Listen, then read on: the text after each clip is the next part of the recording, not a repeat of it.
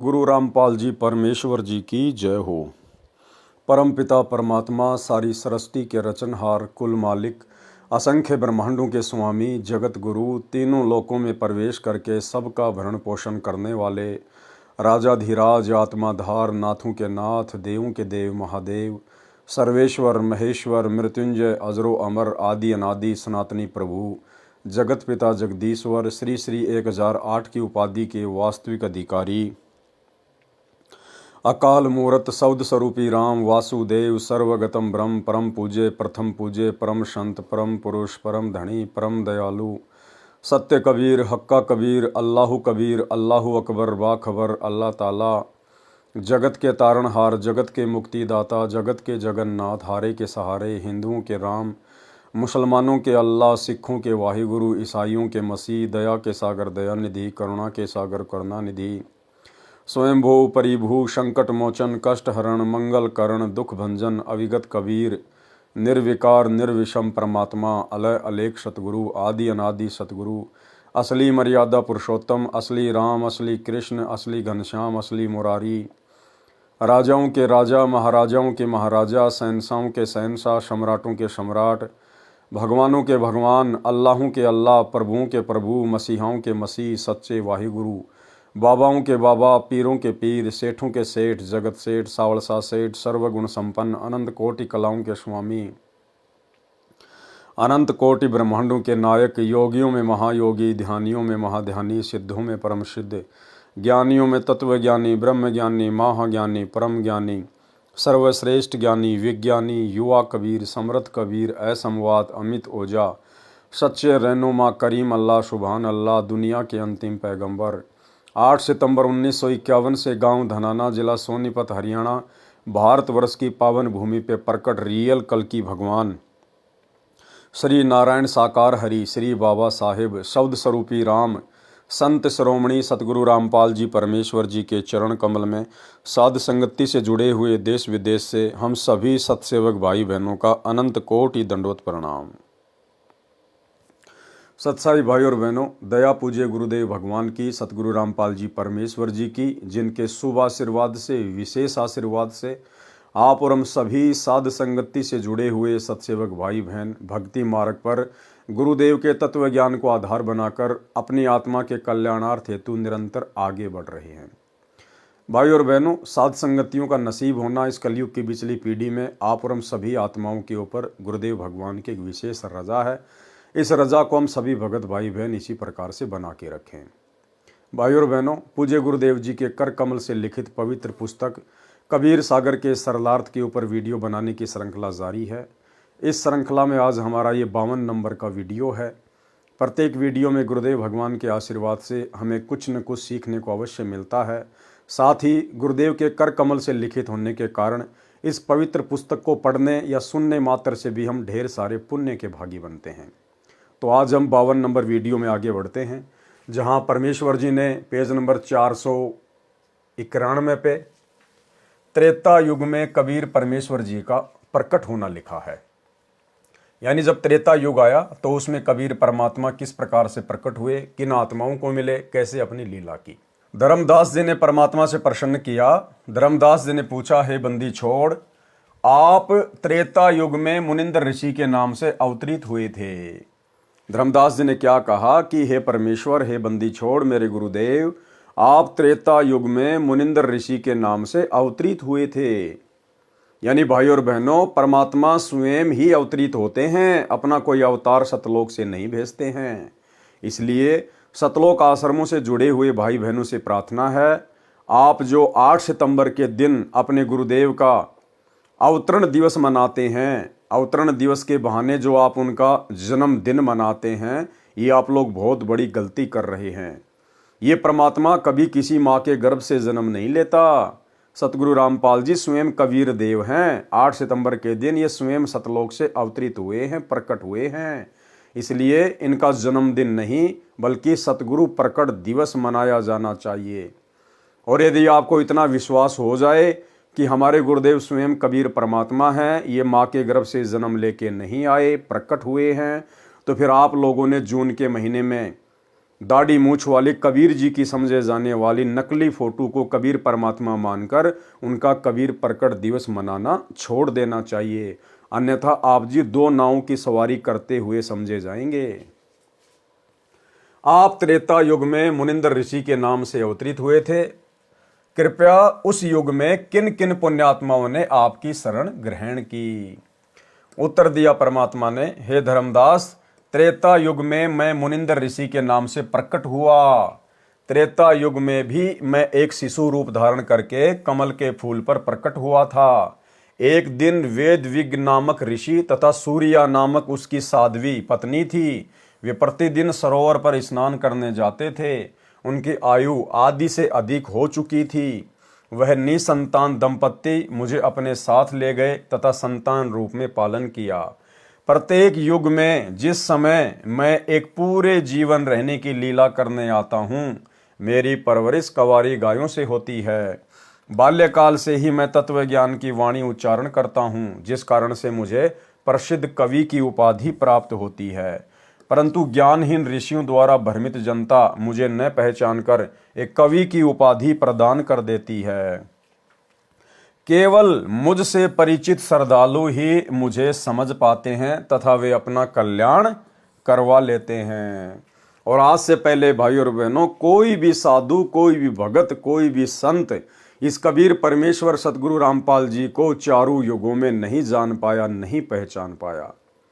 इतना तो जान लिया, पहचान लिया कि ये कोई सिद्धि युक्त संत है, इनमें शक्ति है, इनकी शरण में आने के बाद हमारे काम हो जाते हैं। परंतु उस कबीर परमेश्वर को आज से पहले वो जितनी बार भी प्रकट हुए हैं, जिन भी युगों में प्रकट हुए हैं, सतगुरु रूप में आए हुए उस कबीर परमेश्वर को किसी ने भी सत्य पुरुष अर्थात परमात्मा के रूप में हृदय से स्वीकार नहीं किया, जिस कारण से आत्माओं का मोक्ष नहीं हो पाया। ये वर्तमान की कलयुग की बिचली पीढ़ी का समय जो गुरुदेव ने निर्धारित किया है, अब इस समय अनेकों आत्माएं अपने गुरुदेव भगवान को पहचानेंगी, उनको जानेंगी। ये तमाम उदाहरण देखकर, ये तमाम सबूत देखकर, और जो सुख परमात्मा दिया करता है, उन सुखों के आधार से भी आत्माएं अपने भगवान को वर्तमान में पहचानेंगी। केवल मुझसे परिचित श्रद्धालु ही मुझे समझ पाते हैं तथा वे अपना कल्याण करवा लेते हैं। त्रेता युग में कबीर देव का ऋषि मुनिंदर नाम से प्राकाटे लेखक के शब्दों में निम्न पढ़ें। त्रेता युग में कबीर देव कबीर परमेश्वर का मुनिंदर नाम से प्राकाटे। नल तथा नील को शरण में लेना।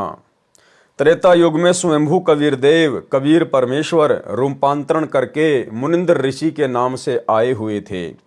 एक दिन अनल अर्थात नल तथा अनिल अर्थात नील ने मुनिंदर साहिब का सत्संग सुना। दोनों भगत आपस में मौसी के पुत्र थे। माता पिता का देहांत हो चुका था। नल तथा नील दोनों शारीरिक व मानसिक रोग से अत्यधिक पीड़ित थे। सर्व ऋषियों व संतों से कष्ट निवारण की प्रार्थना कर चुके थे। सर्व ऋषियों व संतों ने बताया था कि यह आपका प्रारब्ध का पाप कर्म का दंड है, ये आपको भोगना ही पड़ेगा, इसका कोई समाधान नहीं है। दोनों दोस्त जीवन से निराश होकर मृत्यु की प्रतीक्षा कर रहे थे। सत्संग के उपरांत जो ही दोनों ने परमेश्वर कबीर देव कबीर परमेश्वर उर्फ मुनिंदर ऋषि जी के चरण छुए तथा परमेश्वर मुनिंदर जी ने सिर पर हाथ रखा तो दोनों का असाध्य रोग छू मंतर हो गया, अर्थात दोनों नल तथा नील स्वस्थ हो गए। भाई और बहनों, यही लीला सन 1994 से उसी कबीर परमेश्वर जी ने सतगुरु रूप में प्रकट होकर इस कलयुग की बिचली पीढ़ी में जो अपने यथार्थ 13वें कबीर पंथ का संचालन किया है, तो सन 1994 के बाद में ऐसे असाध्य रोगों को सतगुरु रामपाल जी परमेश्वर जी ने अपनी शक्ति से, अपने आशीर्वाद मात्र से तुरंत ठीक कर दिया, तुरंत चंगा कर दिया। यानी जो बात यहां पर लिखी जा रही है कि नल और नील के सर पर हाथ रखने मात्र से ही उनका रोग छूमंतर हो गया, ऐसे ऐसे ना जाने कितने रोग, नल और नील से भी असाध्य रोग सतगुरु रामपाल जी परमेश्वर जी ने वर्तमान में अपने आशीर्वाद मात्र से ठीक किए हैं।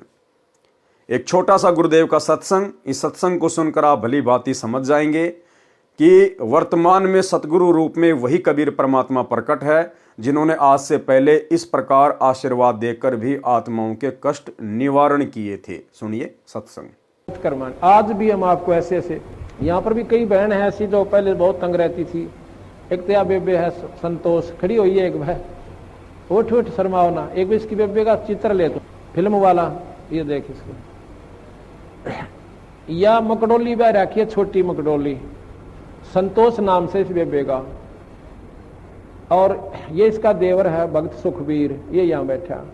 इसका बड़ा भाई यानी संतोष का पति जो है फौज में भर्ती है। चित्र आ जाता फिर बंद कर दिया। तो ये लड़की 8-9 वर्ष से तकलीफ थी। बैठ जा बेटी। तो कुछ भी कहो, हम तो कर्मदंड कहते हैं।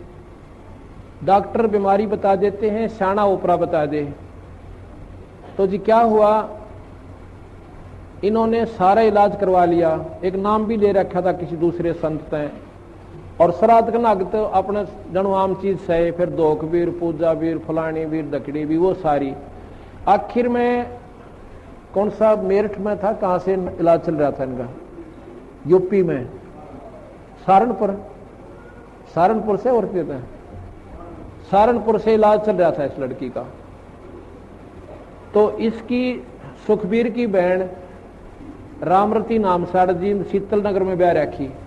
और वह रामरती एक दिन इस बहन श्यावत्री है शीतल नगर में, या हमारी बहन सेविका, इसके पास आ गई। कोई वो लेखा जोखा करते हैं, अंडा कर सरकारी उनकी ड्यूटी लग जाती है। तो इसने उसको समझा दिया, बेबे बैठ जा, चाह पानी पियो पहलाता है। फिर कबीर साहब के बारे में इस श्यावत्री ने, एक तो कमला यहीं आ रही हो मेरे ख्याल में, एक राम हुआ बैठी है। ये दोनों बाण अपनी सरकारी नौकरी पे थी, इनकी ड्यूटी लाग रही थी, वे गणना की खातर कोई आंकड़े इकट्ठे करने थे। यह श्यावत्री के पास पहुंच गई। इसने पहला दिन तक चाह पानी पियाई, बेबे तुम बैठ जाओ, फिर पाछा की लिखा लिखाई करियो। फिर ये चित्र देखे कबीर साहब के, ये पूछने लगी। इसने सारी महिमा बताई, बंदी छोड़ गई। रामरती ने अरे नाम ले लिया कमला ने। रामरती ने फिर अपने भाई जगवीर को बताया, जगवीर नाम से कि भाई तो कितना ना ले जा, मेरी भाभी ने एक बार महाराज ज्ञान करा ले। जगवीर ने बोला, बेबे इब इलाज करवा रखा वहां से और वहीं दिखाऊंगा। इन्हें बोली इलाज करवा रखा कि इन्हें दुख पा रही है, 19-21 का इसका आराम नहीं, तो एक बार ले आ। तो हम गए हुए थे उस समय चंडीगढ़ एक पार्ट, यहाँ Gulab Singh DC deputy commissioner जो होते थे ना, डिप्टी कमिश्नर गुलाब सिंह, वो डायरेक्टर थे वहां पर लोकल बॉडीज के चंडीगढ़। वो हमारे सेवक हैं, उन्होंने नाम ले रखा है, बड़ी पुण्यात्मा है। अगर उसका उदाहरण आप देख लो, नहीं सा देवता इंसान हमने नहीं देखा, इतनी नम्र आत्मा, कोई उसमें छल कपट नहीं। तो वहां हम पाठ करने गए जी। हमने आना था 12 तारीख को, हम आए 13 तारीख को, लेट हो गए थोड़े। तो इन्होंने पता था कि 12 महाराज जी ने आना है कुटिया में, तो ये 11 शाम ने पहुंच गए। और यह बेहोश पड़ी उड़े या संतोष। हम 12 ना या 12 ने भी उमेरे, जगबीर भी उमेरे इसके साथ, वो फौज में है। वहां पर हाल बना था हमारा एक सत्संग का। हम 13 न पहुंचे इस समय, अगस्त का महीना। तो न्यू बोले जी एक बेबे आ रही है, बहुत घनी बीमार से। बाबा बीमार का के मतलब हमारे दौरान को डॉक्टर ना वैद नहीं, ये भी ये बीमार है, बीमार आने लागे को अच्छे ढंग का नाम लेनी आता नहीं। अपने मन में संकल्प कर रहा मैं। इतने में इसको कुटिया में ठाक है, वो जगबीर एक दिन और पकड़ के मेरे पास ले आया। और मैं बाहर बैठा था, ऐसे छां आई हुई थी शाम के समय हाल के अंदर। इनको जब पकड़ के वो ले आए, आप विचार कीजिए, सतकर मानिए, जो ही मेरे पास लाके या संतोष बिठाई और जगबीर को पूछना ये बात इसके पति से, न्यू अर्जू सिर जोड़ रखा है, इसकी हालत न्यू नाड़ टेढ़ी हो रही छोरी की। खाट के पास बिठाई, जैसे हम स्वाभाविक वैसे हाथ रखते हैं, बेबे ठीक हो जाएगी बेटी, माड़ा मन ना करे, सब करेंगे, बंदी छोड़। मैंने ऐसे हाथ ऊपर से हटाया भी नहीं था, इतना में यह लड़की न्यू बैठ गई कि जब इसका कुछ भी कोई ना। बोल सतगुरुदेव। बंदी छोड़ कबीर साहेब। वो बोला जा बेटी सेवा करवा। वहां पर सेवा चल रही थी, सेवक थे, मिस्त्री थे, उनकी रोटी बनानी थी। छोरी ने डट कर रोटी बनवाई, सारा काम करवाया। अगले दिन सारा काम करवाया। अगले दिन ये दिन के 11 बजे नाम लेकर और जब घर न आए, फिर हमने कहा एक पाठ करवाओ बंदी छोड़ की वाणी का, ये धर्म का काम उस है। तो जिस दिन ये पाठ प्रकाश हुआ इनका, मैं जाता हूं पिछले दिन, जिस दिन पाठ प्रकाश हुआ इसका फिर गड़बड़ होगी एक बवाई और या दर्द पड़ी और गिर के आप पाप बोला है। मैं गया जो बताई ना सुखबीर नरेन की मार ने, और सारे पड़ोसी उड़ोसी वो सारी इकट्ठी होगी। अब के बोल रहे हैं वो पितरिन के, एक तो बूढ़ा मर रहा था, ताऊ है दादा, अरे एक उसका लड़का छोटा सा उम्र का 12, 13, 14 साल की उम्र का, वो मर रहा है। और जब पहला न्यो क्या करता, तुमने खोऊंगा धरती पर तय, थारा न्यो कर दूंगा, थारा नाश करूंगा, मेरा हक दे दो फलान। उस दिन वो के बोलिया, मैं तना नाटू था निर्भाग, तुम आज ना ले चला, बड़ा बुढ़ा आदमी मरवा दिया तने। जो बोला तुम आज ना ले चला, मैं नाटू था, उनके महाराज जी का नाम ले लिया ही, मारी उड़ा पार बसावा को ना।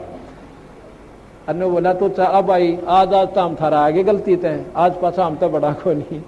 पर ने बोला जावांगे कि थारी रोखाड़ करया करांगे खेता में। जब बोल सतगुरुदेव। इनका पेटा भरनता ही बंदी छोड़ने ने दिखा था ना, कड़ा बढ़न दे वो नाड़े, अगर इनका यकीन ना होगा तो उस दिन के बाद 2 साल तो ऊपर हो गए इस लड़की ने बंदी छोड़ की कृपा तो इसका स्वस्थ शरीर से। बोल सतगुरुदेव। तो भाई और बहनों, सत्संग सुनकर आप जी को विश्वास हो जाना चाहिए, दास यहां पर आपको अनेकों सत्संग नहीं सुना सकता, केवल आपको एक सत्संग सुनाया है। ऐसे ऐसे ना जाने सैकड़ों की संख्या में गुरुदेव भगवान ने अपनी आत्माओं के कष्ट निवारण किए हैं मात्र अपने आशीर्वाद से।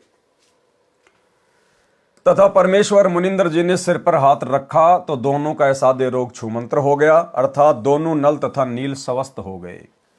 इस अद्भुत चमत्कार को देखकर प्रभु के चरणों में गिरकर घंटों रोते रहे तथा कहा, आज हमें प्रभु मिल गया। भाई और बहनों, नल और नील ने तो अपने परमात्मा को पहचान लिया था, परंतु वर्तमान कलयुग की बिचली पीढ़ी में आज भी आत्माएं अपने परमात्मा को नहीं पहचान पा रही हैं। ऐसे ऐसे असाध्य रोगों से छुटकारा प्राप्त करने के बावजूद भी अपने गुरुदेव भगवान को कबीर परमात्मा के रूप में नहीं पहचान पा रही हैं। और सतगुरु रामपाल जी अर्थात जिंदा कबीर परमात्मा के धरती पर प्रकट रहते सहते जून के महीने में कागज के टुकड़े को कबीर जी की समझे जाने वाली दाढ़ी मूछ वाली मुर्दा फोटो को कबीर भगवान मानकर जून के महीने में सतलोक आश्रमों में जा जाके उस मुर्दा फोटो का कबीर प्रकट दिवस मनाते हैं। ये बहुत बड़ी विडंबना है। इस अद्भुत चमत्कार को देखकर प्रभु के चरणों में गिरे, घंटों रोते रहे तथा कहा, आज हमें प्रभु मिल गया जिसकी हमें वर्षों से खोज थी। उससे प्रभावित होकर ऋषि मुनिंदर जी से नाम दीक्षा ले लिया। मुनिंदर साहिब जी के साथ ही सेवा में लगने लगे। पहले ऋषियों व संतों का समागम पानी की व्यवस्था देखकर नदी के किनारे होता था। नल और नील दोनों बहुत प्रभु प्रेमी तथा भोली आत्माएं थी। परमात्मा में श्रद्धा बहुत हो गई थी, सेवा बहुत किया करते थे। समागमों में रोगी व वृद्ध व विकलांग भक्तजन आते तो उनके कपड़े धोते तथा बर्तन साफ करते, उनके लोटे और गिलास साफ कर देते थे। परंतु थे भोले से दिमाग के, कपड़े धोने लग जाते तो सत्संग में जो प्रभु की कथा सुनी होती उसकी चर्चा करने लग जाते।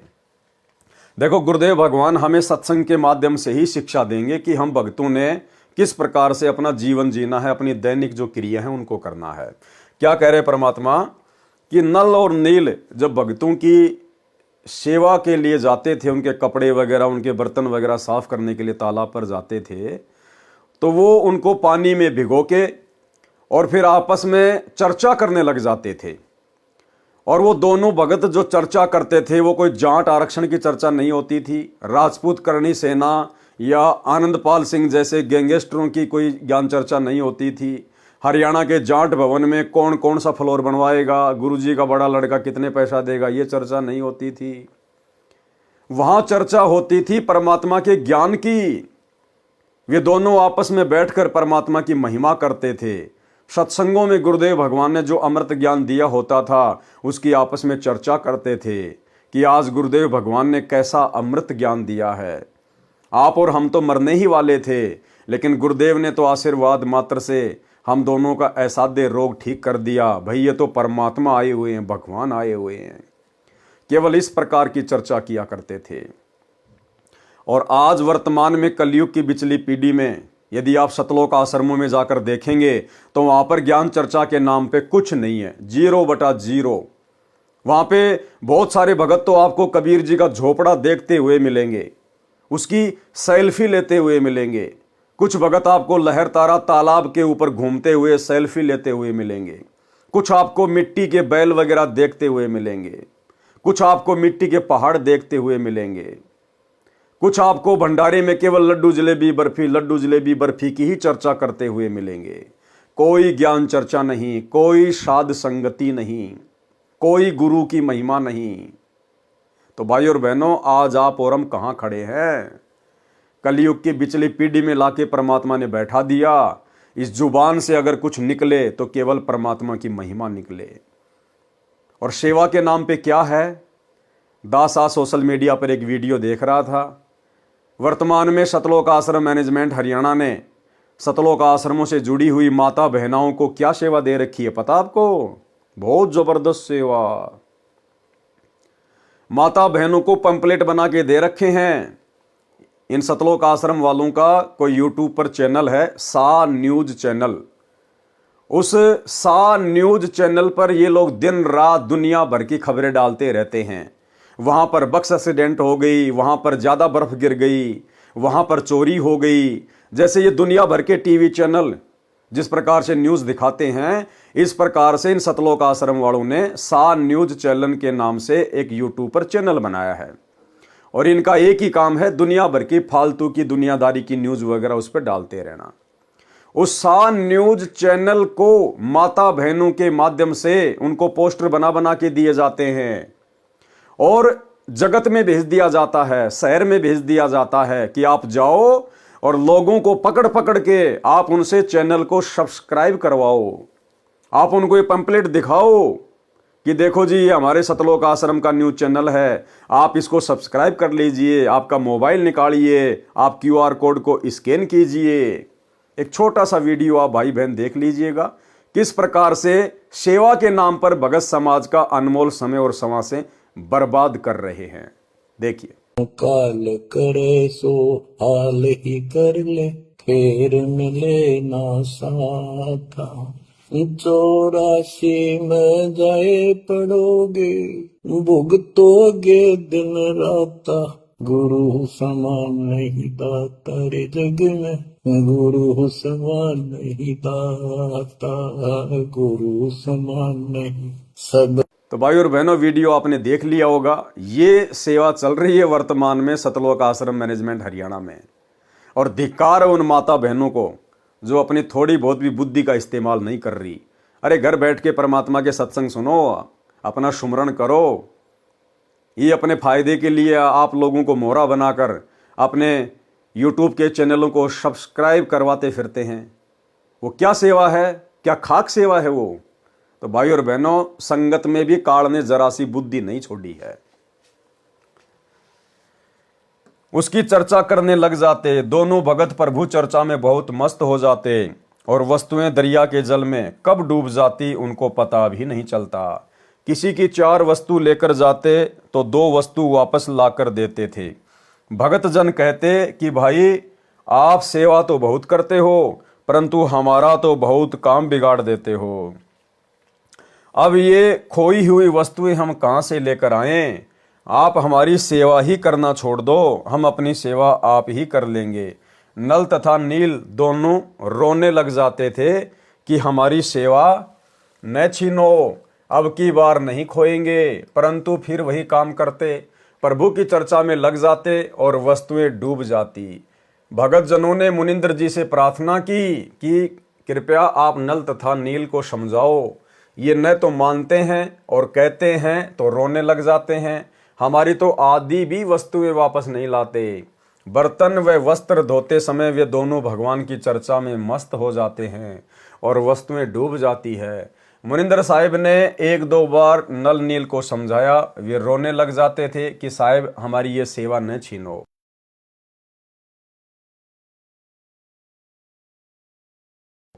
सतगुरु मुनिंदर साहिब ने आशीर्वाद देते हुए कहा, बेटा नल तथा नील खूब सेवा करो, आज के बाद आपके हाथ से कोई भी वस्तु चाहे पत्थर या लोहा भी क्यों ना हो जल में नहीं डूबेगी।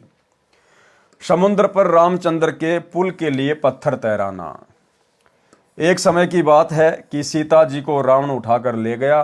भगवान राम को पता भी नहीं कि सीता जी को कौन उठाकर ले गया। अब दुनिया कहती है राम जी चले ना श्री राम के बिना, और वो चले ना हनुमान के बिना, और श्री रामचंद्र जी को पता भी नहीं था कि मेरी औरत को उठा के कौन ले गया। अब बताओ, फिर भी दुनिया उनको परमात्मा परमात्मा कहती है।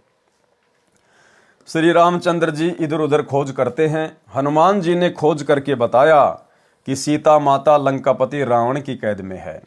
पता लगने के बाद भगवान राम ने रावण के पास शांति दूत भेजे तथा प्रार्थना की कि सीता लौटा दे, परंतु रावण नहीं माना। युद्ध की तैयारी हुई, तब समस्या यह आई कि समुद्र से सेना कैसे पार करें। भगवान श्री रामचंद्र ने 3 दिन तक घुटनों पानी में खड़ा होकर हाथ जोड़कर समुद्र से प्रार्थना की कि रास्ता दें, परंतु समुद्र टस से मस न हुआ। जब समुद्र नहीं माना, तब श्री राम ने उसे अग्नि बाण से जलाना चाहा। भयभीत समुद्र एक ब्राह्मण का रूप बनाकर सामने आया और कहा कि भगवान, सबकी अपनी अपनी मर्यादाएं हैं, मुझे जलाओ मत, मेरे अंदर ना जाने कितने जीव जंतु बसे हैं। अगर आप मुझे जला भी दोगे तो भी आप मुझे पार नहीं कर सकते, क्योंकि यहाँ पर बहुत गहरा गड्ढा बन जाएगा जिसको आप कभी भी पार नहीं कर सकते। समुद्र ने कहा, भगवान ऐसा काम करो कि सर्प भी मर जाए और लाठी भी ना टूटे, मेरी मर्यादा भी रह जाए और आपका पुल भी बन जाए। तब भगवान श्री राम ने समुद्र से पूछा कि वह क्या है। ब्राह्मण रूप में खड़े समुद्र ने कहा कि आपकी सेना में नल और नील नाम के 2 सैनिक हैं। उनके पास उनके गुरुदेव से प्राप्त एक ऐसी शक्ति है कि उनके हाथ से पत्थर भी तैर जाते हैं। हर वस्तु चाहे वह लोहे की हो तैर जाती है। श्री रामचंद्र ने नल तथा नील को बुलाया और उनसे पूछा कि क्या आपके पास कोई ऐसी शक्ति है। तो नल तथा नील ने कहा कि हाँ जी, हमारे हाथ से पत्थर भी नहीं डूबेंगे। तो श्री राम ने कहा कि परीक्षण करवाओ। उन नादानों नल तथा नील ने सोचा कि आज सबके सामने तुम्हारी बहुत महिमा होगी। उस दिन उन्होंने अपने गुरुदेव मुनिंदर जी, कबीर परमेश्वर जी को यह सोचकर याद नहीं किया कि अगर हम उनको याद करेंगे तो कहीं श्री राम ये न सोच ले कि इनके पास शक्ति नहीं है, ये तो कहीं और से मांगते हैं। उन्होंने पत्थर उठाकर समुद्र के जल में डाला तो वह पत्थर डूब गया। नल तथा नील ने बहुत कोशिश की, परंतु उनसे पत्थर नहीं तैरे। तब भगवान राम ने समुद्र की ओर देखा, मानो कहना चाह रहे हों कि आप तो झूठ बोल रहे थे, इनमें तो कोई शक्ति नहीं है। समुद्र ने कहा कि नल नील, आज तुमने अपने गुरुदेव को याद नहीं किया, कृपया अपने गुरुदेव को याद करो। वे दोनों समझ गए कि आज तो हमने गलती कर दी। उन्होंने सतगुरु मुनिंदर साहिब जी को याद किया। सतगुरु मुनिंदर कबीर परमेश्वर वहां पर पहुंच गए। भगवान रामचंद्र जी ने कहा कि हे ऋषिवर, मेरा दुर्भाग्य है कि आपके सेवकों से पत्थर नहीं तैर रहे हैं।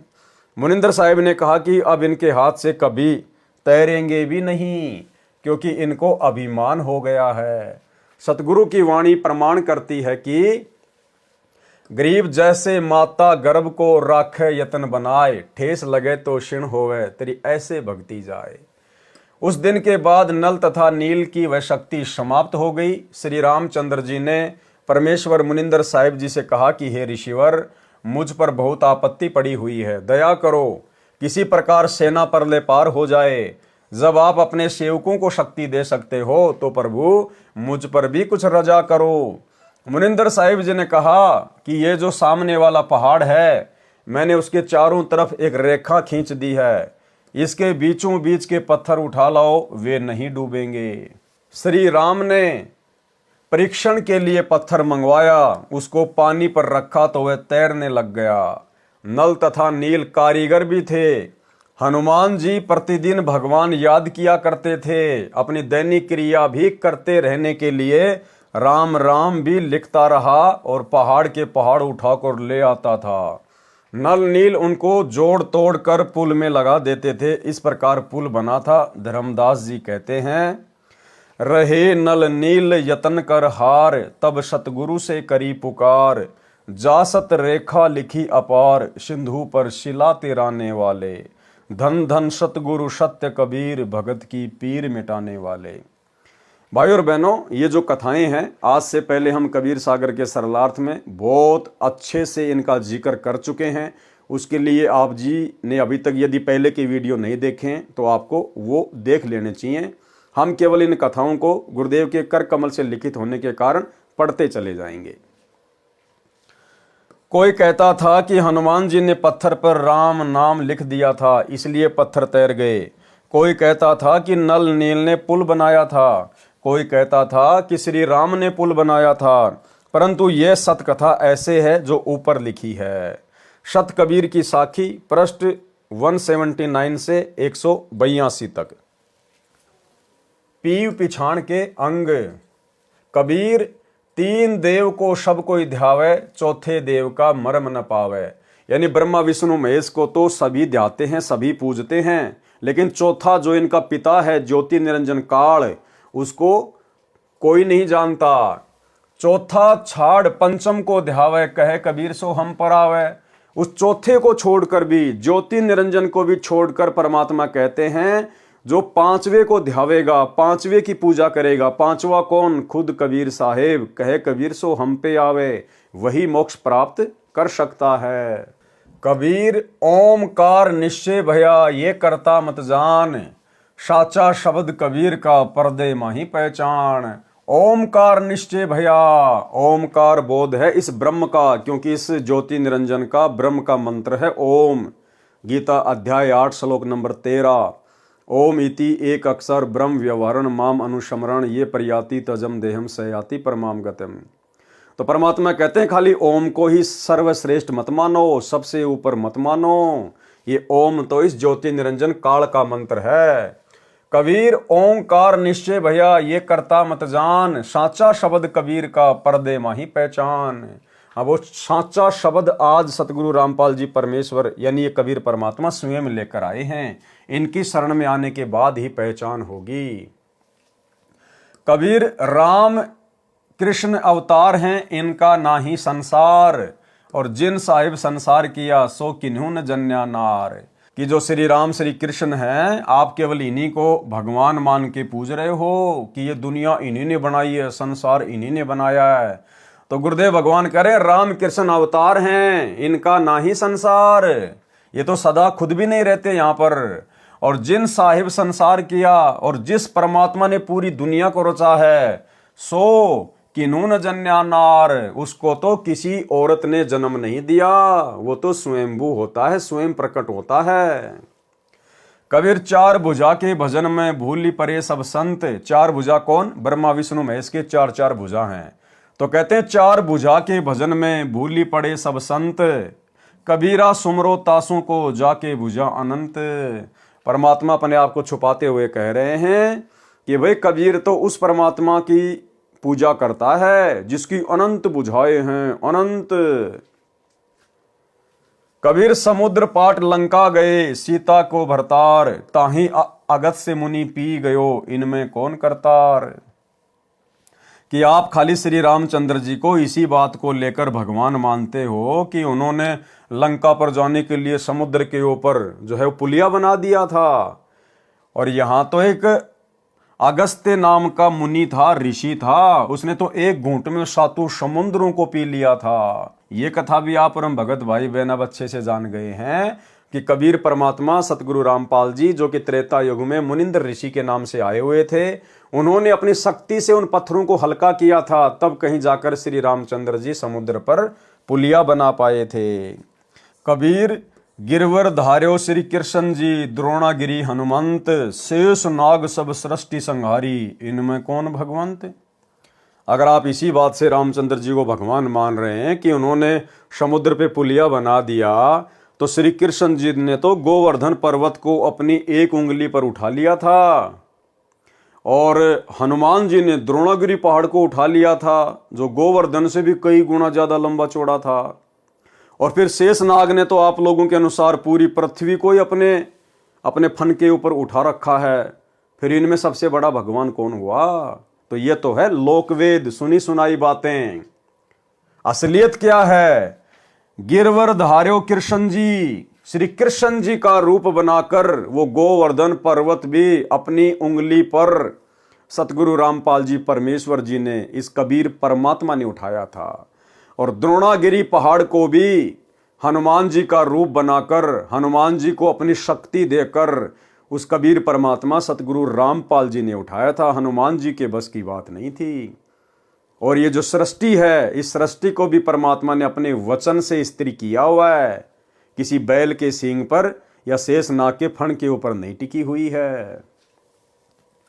कबीर काटे बंधन विपत्ति में कठिन किया संग्राम, चीनो रे नर प्राणियां गरुड़ बड़ो के राम।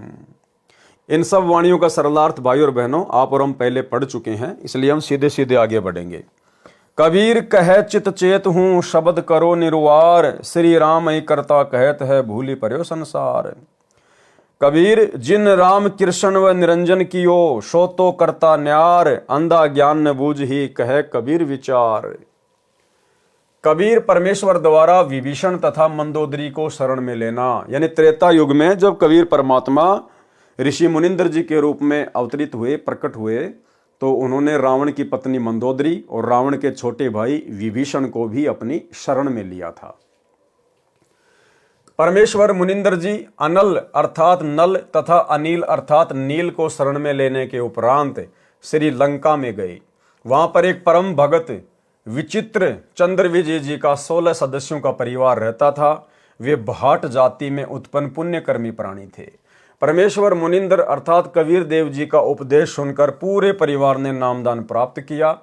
परम भगत विचित्र चंद्र विजय जी की पत्नी भगतमती करमवती लंका के राजा रावण की रानी मंदोदरी के पास नौकरी करती थी। रानी मंदोदरी को हंसी मजाक अच्छे मंदे चुटकुले सुनाकर उसका मनोरंजन करती थी। भगत चंद्र विजय राजा रावण के पास दरबार में नौकरी करता था। राजा की बड़ाई के गाने सुनाकर उसे प्रसन्न करता था। भगत विचित्र चंद्र विजय की पत्नी भगतमती करमवती परमेश्वर से उपदेश प्राप्त करने के उपरांत रानी मंदोदरी को प्रभु चर्चा जो सृष्टि रचना अपने सतगुरुदेव मुनिंदर जी से सुनी थी प्रतिदिन सुनाने लगी। भगतमती मंदोदरी रानी को अति आनंद आने लगा। कई कई घंटों तक प्रभु की सतकथा को भगतमती करमवती सुनाती रहती तथा मंदोदरी की आंखों से आंसू बहने लगते। एक दिन रानी मंदोदरी ने करमवती से पूछा, आपने ये ज्ञान किससे सुना? आप तो बहुत अनाप शनाप बातें किया करती थी। इतना बदलाव परमात्मा तुल्य संत बिना नहीं हो सकता। तब करमवती ने बताया कि हमने एक परम संत से अभी अभी उपदेश लिया है।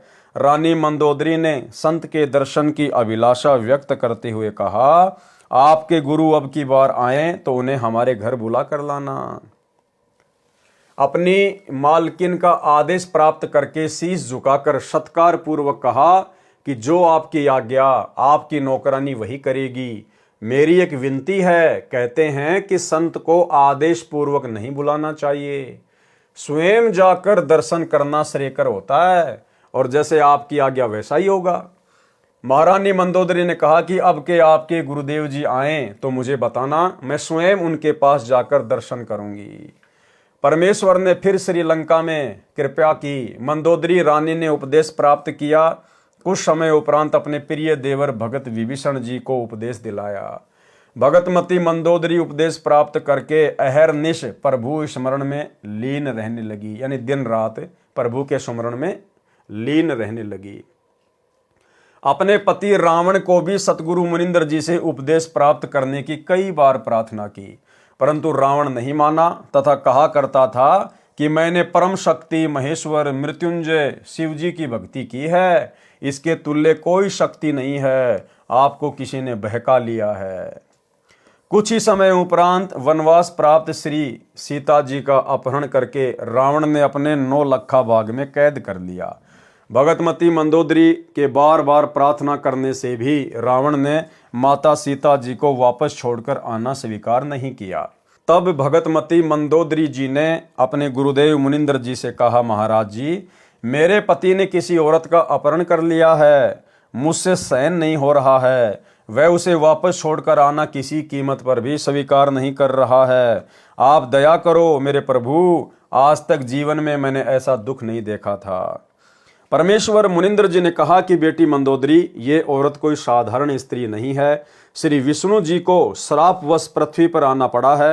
वे अयोध्या के राजा दशरथ के पुत्र रामचंद्र नाम से जन्मे हैं। इनको 14 वर्ष का वनवास प्राप्त है तथा लक्ष्मी जी स्वयं सीता के रूप में, इनकी पत्नी रूप में वनवास में श्री राम के साथ थी। उसे रावण एक साधु वेश बनाकर धोखा देकर उठा लाया है। ये स्वयं लक्ष्मी ही सीता जी है। इसे शीघ्र वापस करके क्षमा याचना करके अपने जीवन की भिक्षा याचना रावण करे तो इसी में इसका शुभ है। भगतमती मंदोदरी के अनेकों बार प्रार्थना करने से रावण नहीं माना तथा कहा कि वे 2 मस्खरे जंगल में घूमने वाले मेरा क्या बिगाड़ सकते हैं। मेरे पास अनिगनत सेना है। मेरे 1 लाख पुत्र तथा 1.25 लाख नाती हैं। मेरे पुत्र मेघनाथ ने स्वर्ग राज इंद्र को पराजित कर उसकी पुत्री से विवाह कर रखा है। 33 करोड़ देवताओं को हमने कैद कर रखा है। तू मुझे उन 2 बेसहारा वन में विचर रहे वनवासियों को भगवान बताकर डराना चाहती है। इस स्त्री को वापस नहीं करूंगा। मंदोदरी ने भक्ति मार्ग का ज्ञान जो अपने पूज्य गुरुदेव जी से सुना था, रावण को बहुत समझाया। विभीषण ने भी अपने बड़े भाई को समझाया। रावण ने अपने भाई विभीषण को पीटा तथा कहा कि तू ज्यादा श्री रामचंद्र का पक्षपात कर रहा है, उसी के पास चला जा। एक दिन भगतमती मंदोदरी ने अपने पूज्य गुरुदेव जी से प्रार्थना की कि हे गुरुदेव, मेरा सुहाग उजड़ रहा है, एक बार आप भी मेरे पति को समझा दो। यदि वह आपकी बात को नहीं मानेगा तो मुझे विधवा होने का दुख नहीं होगा। अपनी वचन की बेटी मंदोदरी की प्रार्थना स्वीकार करके राजा रावण के दरबार के समक्ष खड़े होकर परमेश्वर मुनिंद्र जी ने द्वारपालों से राजा रावण से मिलने की प्रार्थना की। द्वारपालों ने कहा, ऋषि जी, इस समय हमारे राजा जी अपना दरबार लगाए हुए हैं। इस समय अंदर का संदेशा बाहर आ सकता है, बाहर का संदेश अंदर नहीं जा सकता। हम विवश हैं। तब पूर्ण प्रभु अंतर्ध्यान हुए तथा राजा रावण के दरबार में प्रकट हो गए। रावण की दृष्टि ऋषि पर गई तो गरज कर पूछा, इस ऋषि को मेरी आज्ञा के बिना किसने अंदर आने दिया? उन द्वारपालों को लाकर मेरे सामने कत्ल कर दो। तब परमेश्वर ने कहा, राजन, आपके द्वारपालों ने स्पष्ट मना कर दिया था, उन्हें पता नहीं कि मैं कैसे अंदर आ गया। रावण ने पूछा कि तू अंदर कैसे आया? तब पूर्ण प्रभु मुनिंदर वेश में अदृश्य होकर पुनः प्रकट हो गए तथा कहा कि मैं ऐसे आ गया। रावण ने पूछा कि आने का कारण बताओ। तब प्रभु ने कहा कि आप योद्धा होकर एक अबला का अपहरण कर लाए हो। ये आपकी शान व सूरवीरता के विपरीत है। सीता कोई साधारण औरत नहीं है, ये स्वयं लक्ष्मी जी का अवतार है। श्री रामचंद्र जी जो इसके पति हैं, वे स्वयं विष्णु हैं।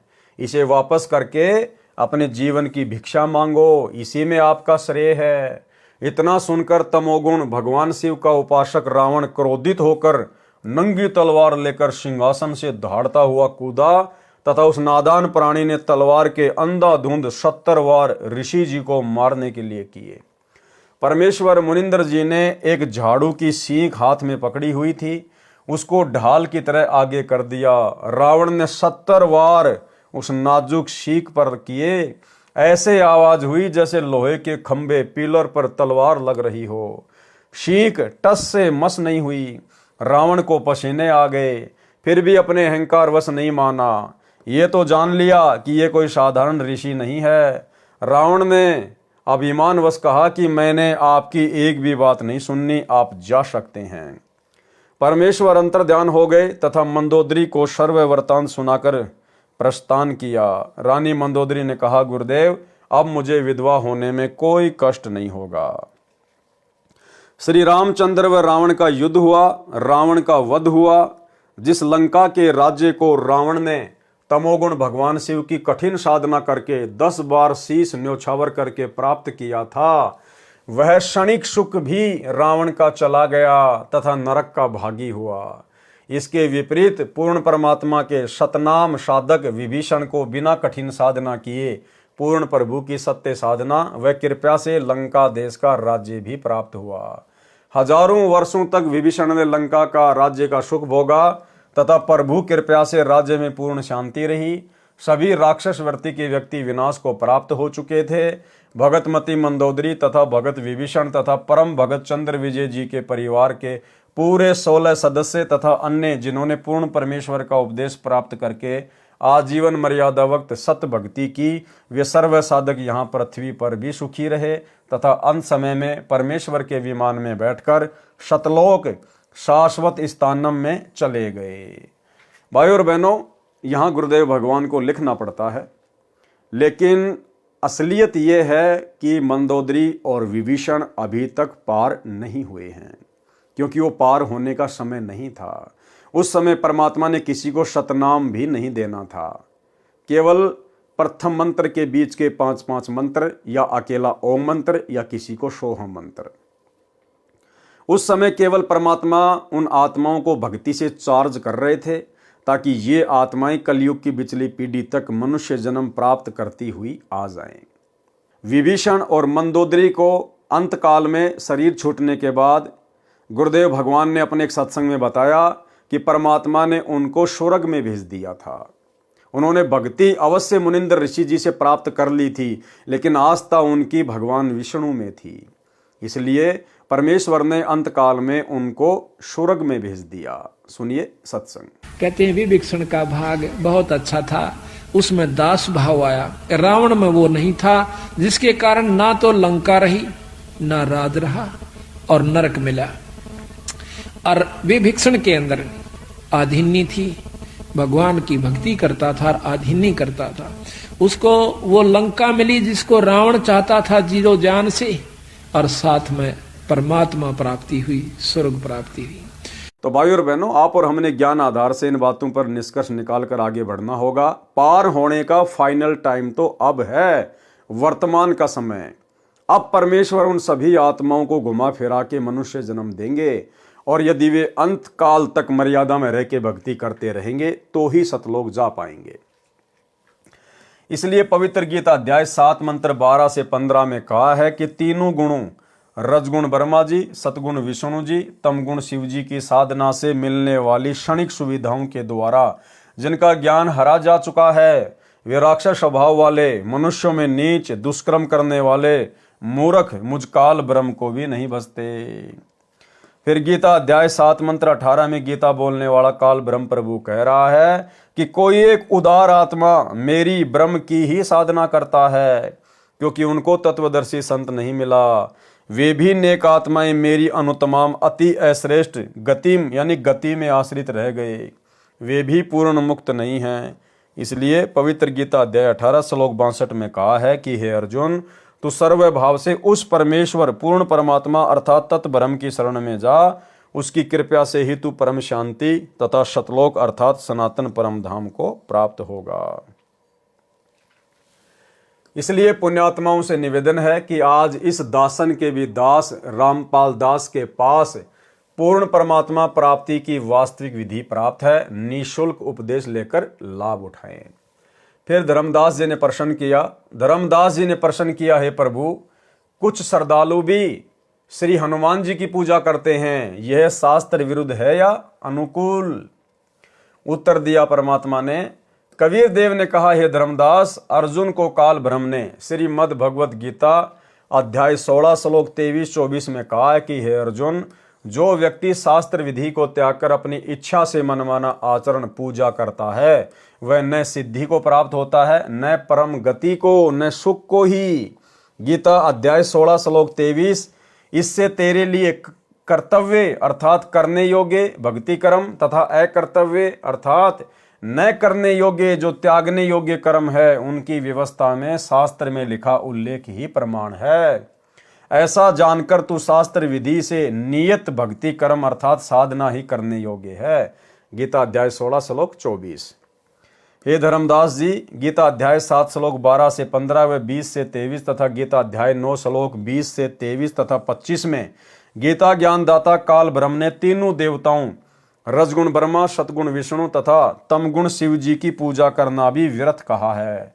भूतों की पूजा, पितरों की पूजा व अन्य सर्व देवताओं की पूजा को भी अविधि पूर्वक शास्त्र विधि विरुद्ध बताया है। हनुमान तो राम भगत थे, वे स्वयं भी भक्ति करते थे तथा अन्य को भी श्री राम की भक्ति करने को ही कहते थे। यदि कोई भगत दूसरे भगत की पूजा करता है वह शास्त्र विधि विरुद्ध होने से व्यर्थ है। त्रेता युग में मैंने हनुमान को भी शरण में लिया था। फिर धर्मदास जी ने सवाल किया। धर्मदास जी ने प्रश्न किया, हे कबीर परमेश्वर, आपने तो मेरे आश्चर्य को अधिक बढ़ा दिया। श्री हनुमान जी को तो अपनी शक्ति तथा श्री राम की भक्ति पर अत्यधिक अभिमान था। हे दीनानाथ, आपने हनुमान जी की बुद्धि को कैसे बदला? मुझ किंकर पर कृपा करके बताइए। उत्तर कृपया पढ़े हनुमान बोध के सारांश में प्रश्न 235 पर, जो कि आप और भगत भाई बहन पहले इस विषय पर पूरा वीडियो बना चुके हैं। पूर्ण परमात्मा कबीर जी का द्वापर युग में प्रकट होना। फिर द्वापर युग में कबीर परमात्मा किस नाम से प्रकट हुए, किन किन आत्माओं को मिले, क्या क्या लीलाएं की परमात्मा ने। पूर्ण परमात्मा कबीर जी का द्वापर युग में प्रकट होना। प्रसन्न किया धर्मदास जी ने, हे परमेश्वर, अपने दास धर्मदास पर कृपया करके द्वापर युग में प्रकट होने की कथा सुनाएं जिससे तत्व ज्ञान प्राप्त हो। उत्तर दिया परमात्मा ने। कबीर परमेश्वर ने कहा, हे धर्मदास, द्वापर युग में भी मैं रामनगर नामक नगरी में एक सरोवर में कमल के फूल पर शिशु रूप में प्रकट हुआ। एक निसंतान वाल्मीकि कालू तथा उसकी पत्नी गोदावरी दंपत्ति अपने घर ले गए। एक ऋषि से मेरा नामकरण करवाया। उसने भगवान विष्णु की कृपा से प्राप्त होने के आधार से मेरा नाम करुणामय रखा। मैंने 25 दिन तक कोई आहार नहीं किया। मेरी पालक माता अति दुखी हुई। पिताजी भी कई साधु संतों के पास गए, मेरे ऊपर झाड़ फूंक भी कराई। वे विष्णु के पुजारी थे। उनको अति दुखी देखकर मैंने विष्णु को प्रेरणा दी। विष्णु भगवान एक ऋषि रूप में वहां आए तथा पिता कालू से कुशल मंगल पूछा।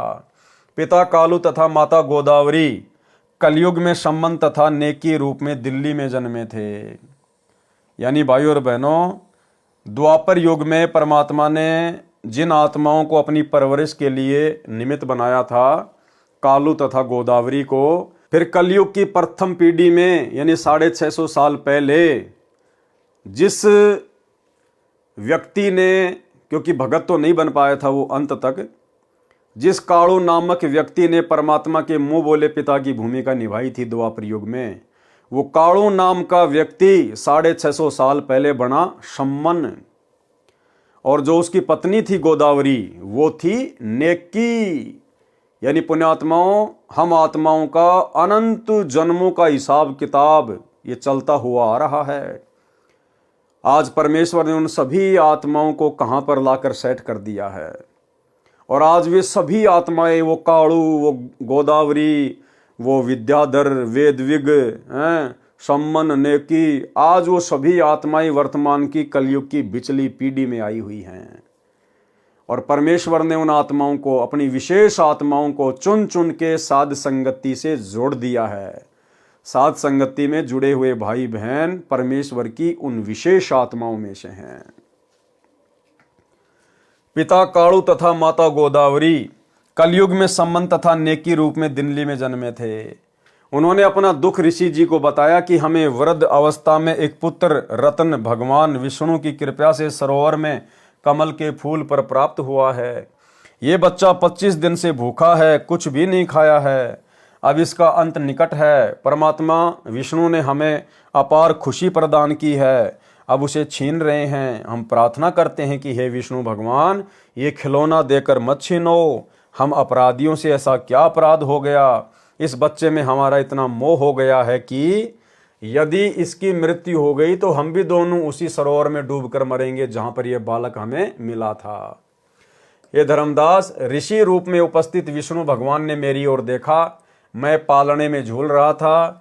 मेरे अति स्वस्थ शरीर को देखकर विष्णु भगवान आश्चर्यचकित हुए तथा बोले, हे कालू भगत, ये बच्चा तो पूर्ण रूप से स्वस्थ है। आप कह रहे हो ये कुछ भी आहार नहीं करता।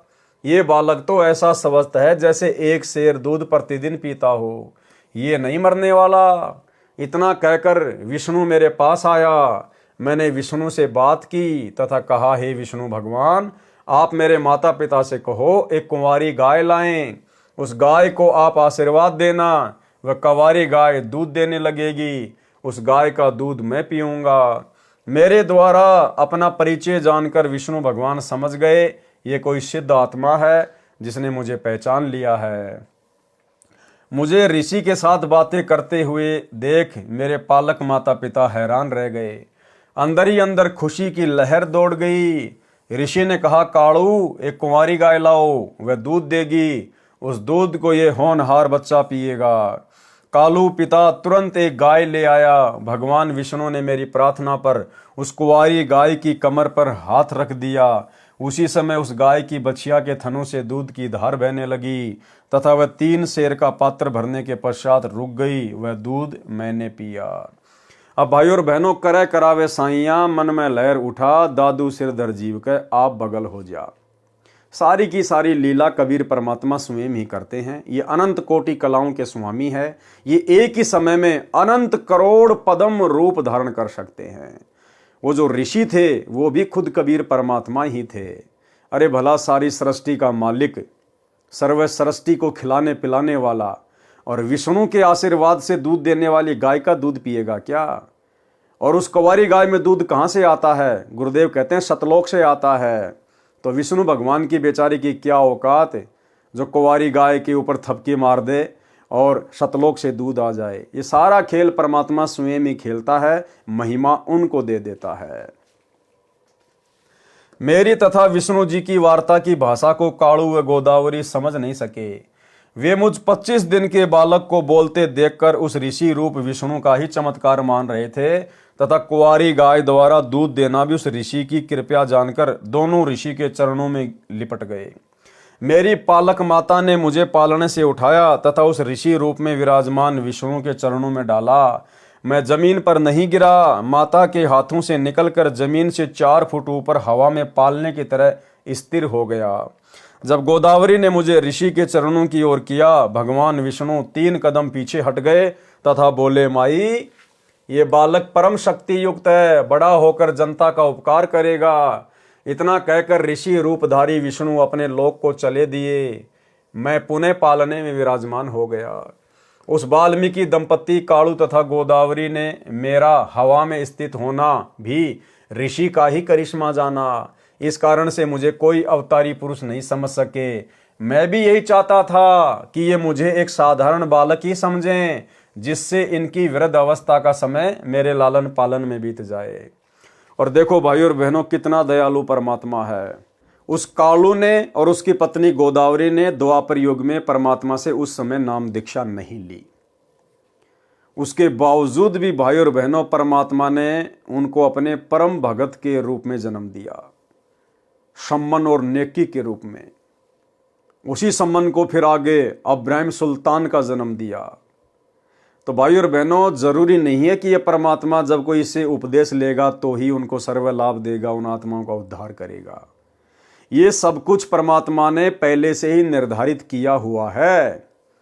जिस समय हम अपने पिता से धोखा करके सतलोक से काल के साथ आए थे, उसी समय इस कबीर परमात्मा सतगुरु रामपाल जी ने हमारे सतलोक वापस जाने का दिन समय निश्चित कर दिया था। उस बीच के समय में तो केवल हमने सजा भोगनी है, सजा कि अपने बाप के साथ में गद्दारी करने की, अपने भगवान के अंदर दोष देखने की कितनी बड़ी सजा मिलती है। ये जो अनंत करोड़ युगों से आप और हम भाई बहन जो यहाँ पर करोड़ों बार 84 लाख योनियों के कष्ट, करोड़ों बार स्त्री और पुरुष बनकर हमने जो असहनीय पीड़ाएं झेली है, कष्ट सहे हैं, ये हम वो सजा भोग रहे हैं। अपने पिता से गद्दारी करने की। और जिस जिस आत्मा का वो समय पूरा हो जाएगा सजा का, परमेश्वर 100 बहाने बनाकर उस आत्मा को सतलोक में ले जाएंगे।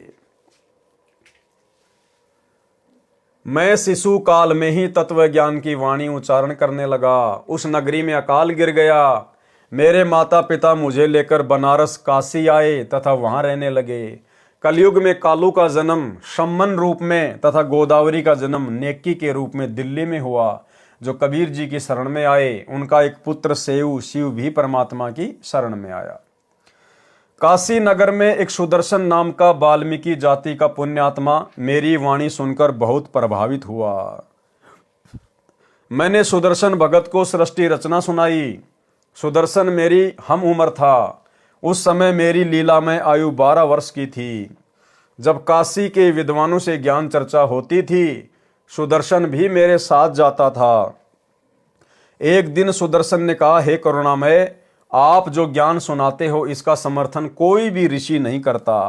आपके ज्ञान पर कैसे विश्वास हो? हे करुणामय, आप ऐसी कृपा करो जिससे मेरा भ्रम दूर हो जाए। हे धर्मदास, मैंने उस प्यारी आत्मा सुदर्शन को सतलोक के दर्शन कराए।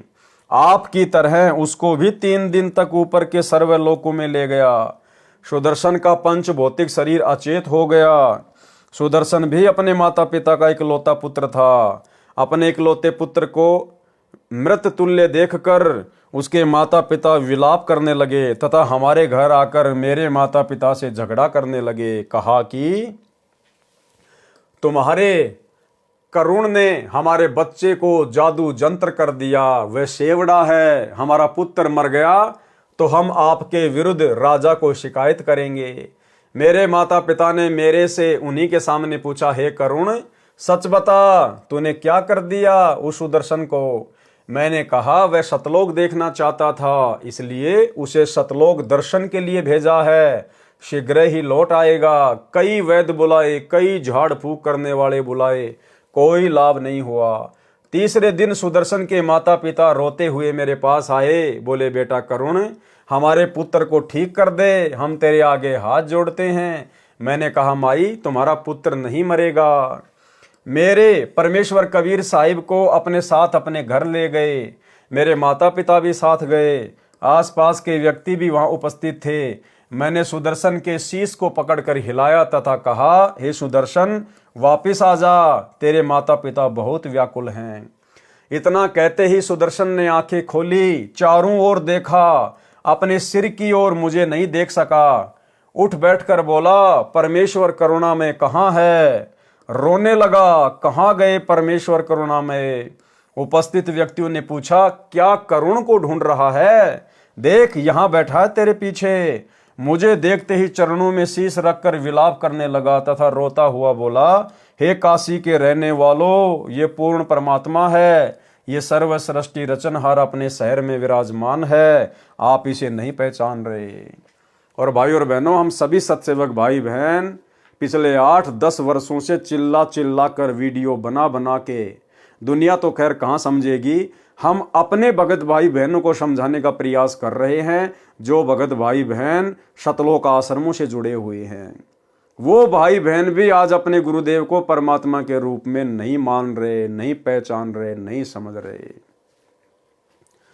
ये मेरे साथ ऊपर के लोक में गया। ऊपर के लोक में ये पूर्ण परमात्मा के रूप में एक सफेद गुंबद में विराजमान है। यही दोनों रूपों में लीला कर रहा है। सर्व व्यक्ति कहने लगे, इस कालू के पुत्र ने भिखू के पुत्र पर जादू कर दिया है, जिस कारण से इसका दिमाग चल गया है। इस करुण को ही परमात्मा कह रहा है। भला हो भगवान का भिखू का बेटा जीवित हो गया, नहीं तो बेचारों का कोई बुढ़ापे का सहारा ही नहीं था। ये कहकर सर्व अपने अपने घर चले गए। भिखू तथा उसकी पत्नी सुखवंती अपने पुत्र को जीवित देखकर अति प्रसन्न हुए। भगवान विष्णु का प्रसाद बनाया, पूरे मोहल्ले में बांटा गया। सुदर्शन ने मुझसे उपदेश लिया। अपने माता पिता भिखू तथा सुखी को भी मेरे से उपदेश लेने को कहा। दोनों ने बहुत विरोध किया तथा कहा, ये कालू का पुत्र पूर्ण परमात्मा नहीं है बेटा, इसने तेरे ऊपर जादू जंत्र करके मूर्ख बनाया हुआ है। भगवान विष्णु से बड़ा कोई नहीं है। सुदर्शन ने मुझसे कहा, है प्रभु, कृपया मुझे अपनी शरण में रखना। मेरे माता पिता का कोई दोष नहीं है, सर्व मानव समाज इसी ज्ञान पर अटका है। जिस पर आपकी कृपया होगी केवल वही आपको जान व मान सकता है। जिस पर आपकी कृपया होगी केवल वही आपको जान व मान सकता है। तो भाई और बहनों, सत्कर्म मान लेना। इस कलयुग की बिचली पीढ़ी में केवल साध संगति से जुड़े हुए सत्सेवक भाई बहनों के ऊपर ही कबीर परमेश्वर सतगुरु रामपाल जी की असीम दया और कृपया हुई है, जो गुरुदेव ने हम सत्सेवकों से अपनी पहचान करवाई है। हम उनको पहचान गए हैं, जान गए हैं। अन्यथा शतलोक आश्रमों से जुड़े हुए भाई बहन केवल उन्हें अपना गुरु मानते हैं, केवल एक मानुष मानते हैं, माँ के गर्भ से जन्म लेकर आया हुआ व्यक्ति। जिस पर आपकी कृपया होगी केवल वही आपको जान व मान सकता है। इस काल ब्रह्म ने तो पूरे विश्व ब्रह्मा विष्णु शिव सहित को भ्रमित किया हुआ है। हे धर्मदास, सुदर्शन भगत ने काल के जाल को समझकर सच्चे मन से मेरी भक्ति की तथा मेरा साक्षी बना कि पूर्ण परमात्मा कोई अन्य है जो ब्रह्मा विष्णु तथा शिव से भिन्न तथा अधिक शक्तिशाली है। हे धर्मदास, पांडवों की अश्वमेध यज्ञ को जिस सुदर्शन द्वारा संपूर्ण की गई कथा आप सुनते हो, ये वही सुदर्शन वाल्मीकि मेरा शिष्य था। द्वापर युग में मैं 404 वर्ष तक करुणामय शरीर में लीला करता रहा तथा 100 शरीर सतलोक चला गया। फिर धर्मदास जी ने प्रसन्न किया। धर्मदास ने प्रश्न किया, हे प्रभु, आपकी कृपया द्वापर युग में और किन किन पुण्यात्माओं पर हुई? उत्तर दिया गुरुदेव भगवान ने। कबीर परमेश्वर कबीर देव ने कहा, द्वापर युग में एक चंद्र विजय नामक राजा की रानी इंद्रमती को पार किया तथा राजा चंद्र विजय पर भी कृपया की। परमेश्वर कबीर जी द्वारा बताई रानी इंद्रमती को पार करने वाली कथा लेखक संत रामपाल दास जी महाराज के शब्दों में। द्वापर युग में इंद्रमती को शरण में लेना। द्वापर युग में चंद्र विजय नाम का एक राजा था। उसकी पत्नी इंद्रमती बहुत ही धार्मिक प्रवृत्ति की औरत थी। संत महात्माओं का बहुत आदर किया करती थी। उसने एक गुरुदेव भी बना रखा था। उनके गुरुदेव ने बताया था कि बेटी, साधु संतों की सेवा करनी चाहिए, संतों को भोजन खिलाने से बहुत लाभ होता है। एकादशी का व्रत, मंत्र के जाप आदि साधनाएं जो गुरुदेव ने बताई थी, उस भगवत भक्ति में रानी बहुत दृढ़ता से लगी हुई थी। गुरुदेव ने बताया था कि संतों को भोजन खिलाया करेगी तो तू आगे भी रानी बन जाएगी और तुझे स्वर्ग प्राप्ति होगी। रानी ने सोचा कि प्रतिदिन एक संत को भोजन अवश्य खिलाया करूंगी। उसने यह प्रतिज्ञा मन में ठान ली कि मैं खाना बाद में खाया करूंगी, पहले संत को खिलाया करूंगी। इससे मुझे याद बनी रहेगी, कहीं मुझे भूल ना पड़ जाए। रानी प्रतिदिन पहले एक संत को भोजन खिलाती, फिर स्वयं खाती। वर्षों तक ये क्रम चलता रहा। एक समय हरिद्वार में कुंभ के मेले का संयोग हुआ। जितने भी त्रिगुण माया के उपासक संत थे, यानी ब्रह्मा विष्णु महेश के जितने भी उपासक संत थे, सभी गंगा में स्नान के लिए पर भी लेने के लिए प्रस्थान कर गए। इस कारण से कई दिन रानी को भोजन कराने के लिए कोई संत नहीं मिला। रानी इंद्रमती ने स्वयं भी भोजन नहीं किया। चौथे दिन अपनी बांदी से कहा कि बांदी, देख ले कोई संत मिल जाए तो, नहीं तो आज तेरी मालकिन जीवित नहीं रहेगी। चाहे मेरे प्राण निकल जाएं, परंतु मैं खाना नहीं खाऊंगी। वह दीन दयाल कबीर परमेश्वर अपने पूर्व वाले भगत को शरण में लेने के लिए न जाने क्या कारण बना देता है। बांदे ने ऊपर अटारी पर चढ़कर देखा कि सामने से एक सफेद कपड़े पहने एक संत आ रहा था। द्वापर युग में परमेश्वर कबीर करुणामय नाम से आए थे। बांदी नीचे आई और रानी से कहा कि एक व्यक्ति है जो साधु जैसा नजर आता है। रानी ने कहा कि जल्दी से बुला ला। बांदी महल से बाहर गई तथा प्रार्थना की कि साहेब, आपको हमारी रानी ने याद किया है। करुणामय साहब ने कहा कि रानी ने मुझे क्यों याद किया है, मेरा और रानी का क्या संबंध है। नौकरानी ने सारी बात बताई। करुणामय कबीर साहिब ने कहा कि रानी को आवश्यकता पड़े तो यहाँ आ जाए, मैं यहाँ खड़ा हूँ, तू बांदी और वो रानी। मैं वहाँ जाऊँ और यदि वह कह दे कि तुझे किसने बुलाया था या उसका राजा ही कुछ कह दे, बेटी संतों का अनादर बहुत पापदायक होता है। बांदी फिर वापस आई और रानी से सब वार्ता कह सुनाई। तब रानी ने कहा कि बांदी मेरा हाथ पकड़ और चल। जाते ही रानी ने दंडोत प्रणाम करके प्रार्थना की कि हे परवरदिगार, चाहती तो ये हूं कि आपको कंधे पर बैठा लूं। करुणामय साहिब ने कहा, बेटी मैं यही देखना चाहता था कि तेरे में कोई श्रद्धा भी है या वैसे ही भूखी मर रही है।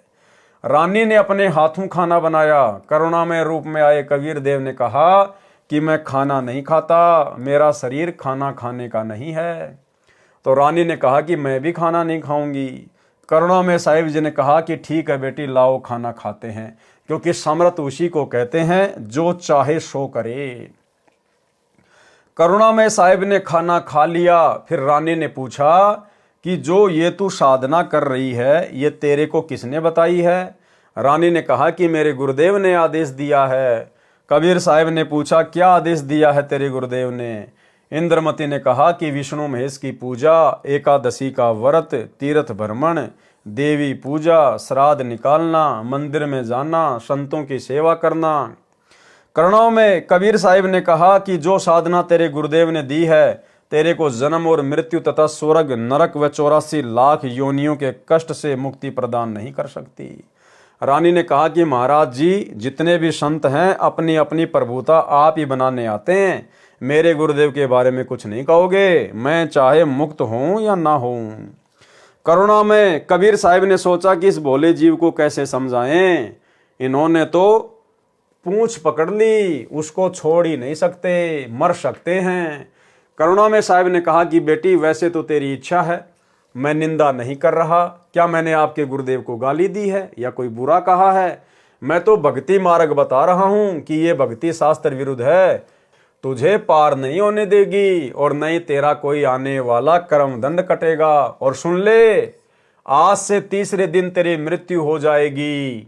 न तेरा गुरु बचा सकेगा और न तेरी ये नकली साधना बचा सकेगी। जब मरने की बारी आती है फिर जीव को डर लगता है, वैसे तो नहीं मानता। रानी ने सोचा कि संत झूठ नहीं बोलते, कहीं ऐसा ना हो कि मैं तीसरे दिन ही मर जाऊं। इस डर से करुणामय साहिब से पूछा कि साहिब क्या मेरी जान बच सकती है? कबीर साहिब करुणामय ने कहा कि बच सकती है, अगर तू मेरे से उपदेश लेगी, मेरी शिष्या बनेगी, पिछली पूजाएं त्यागेगी, तब तेरी जान बचेगी। इंद्रमती ने कहा, मैंने सुना है कि गुरुदेव नहीं बदलना चाहिए, पाप लगता है। कबीर साहिब करुणामय ने कहा कि नहीं पुत्री, ये भी तेरा भ्रम है। एक डॉक्टर से औषधि न लगे तो क्या दूसरे से नहीं लेते? एक 5वीं कक्षा का अध्यापक होता है, फिर एक उच्च कक्षा का अध्यापक होता है। बेटी अगली कक्षा में जाना होगा, क्या सारी उम्र 5वीं कक्षा में ही लगी रहेगी? इसको छोड़कर जाना पड़ेगा। तू अब आगे की पढ़ाई पढ़, मैं पढ़ाने आया हूँ। वैसे तो नहीं मानती, परंतु मृत्यु दिखने लगी कि संत कह रहा है तो कहीं बात ना बिगड़ जाए। ऐसा विचार करके इंद्रमती ने कहा कि जैसे आप कहोगे मैं वैसे ही करूंगी। करुणा में कबीर साहिब ने उपदेश दिया, कहा कि तीसरे दिन मेरे रूप में काल आएगा, तू उससे बोलना मत। जो मैंने नाम दिया है 2 मिनट तक इसका जाप करना, 2 मिनट के बाद उसको देखना है, उसके बाद सत्कार करना है। वैसे तो गुरुदेव आए तो अति शीघ्र चरणों में गिर जाना चाहिए, ये मेरा केवल इस बार आदेश है। रानी ने कहा ठीक है जी।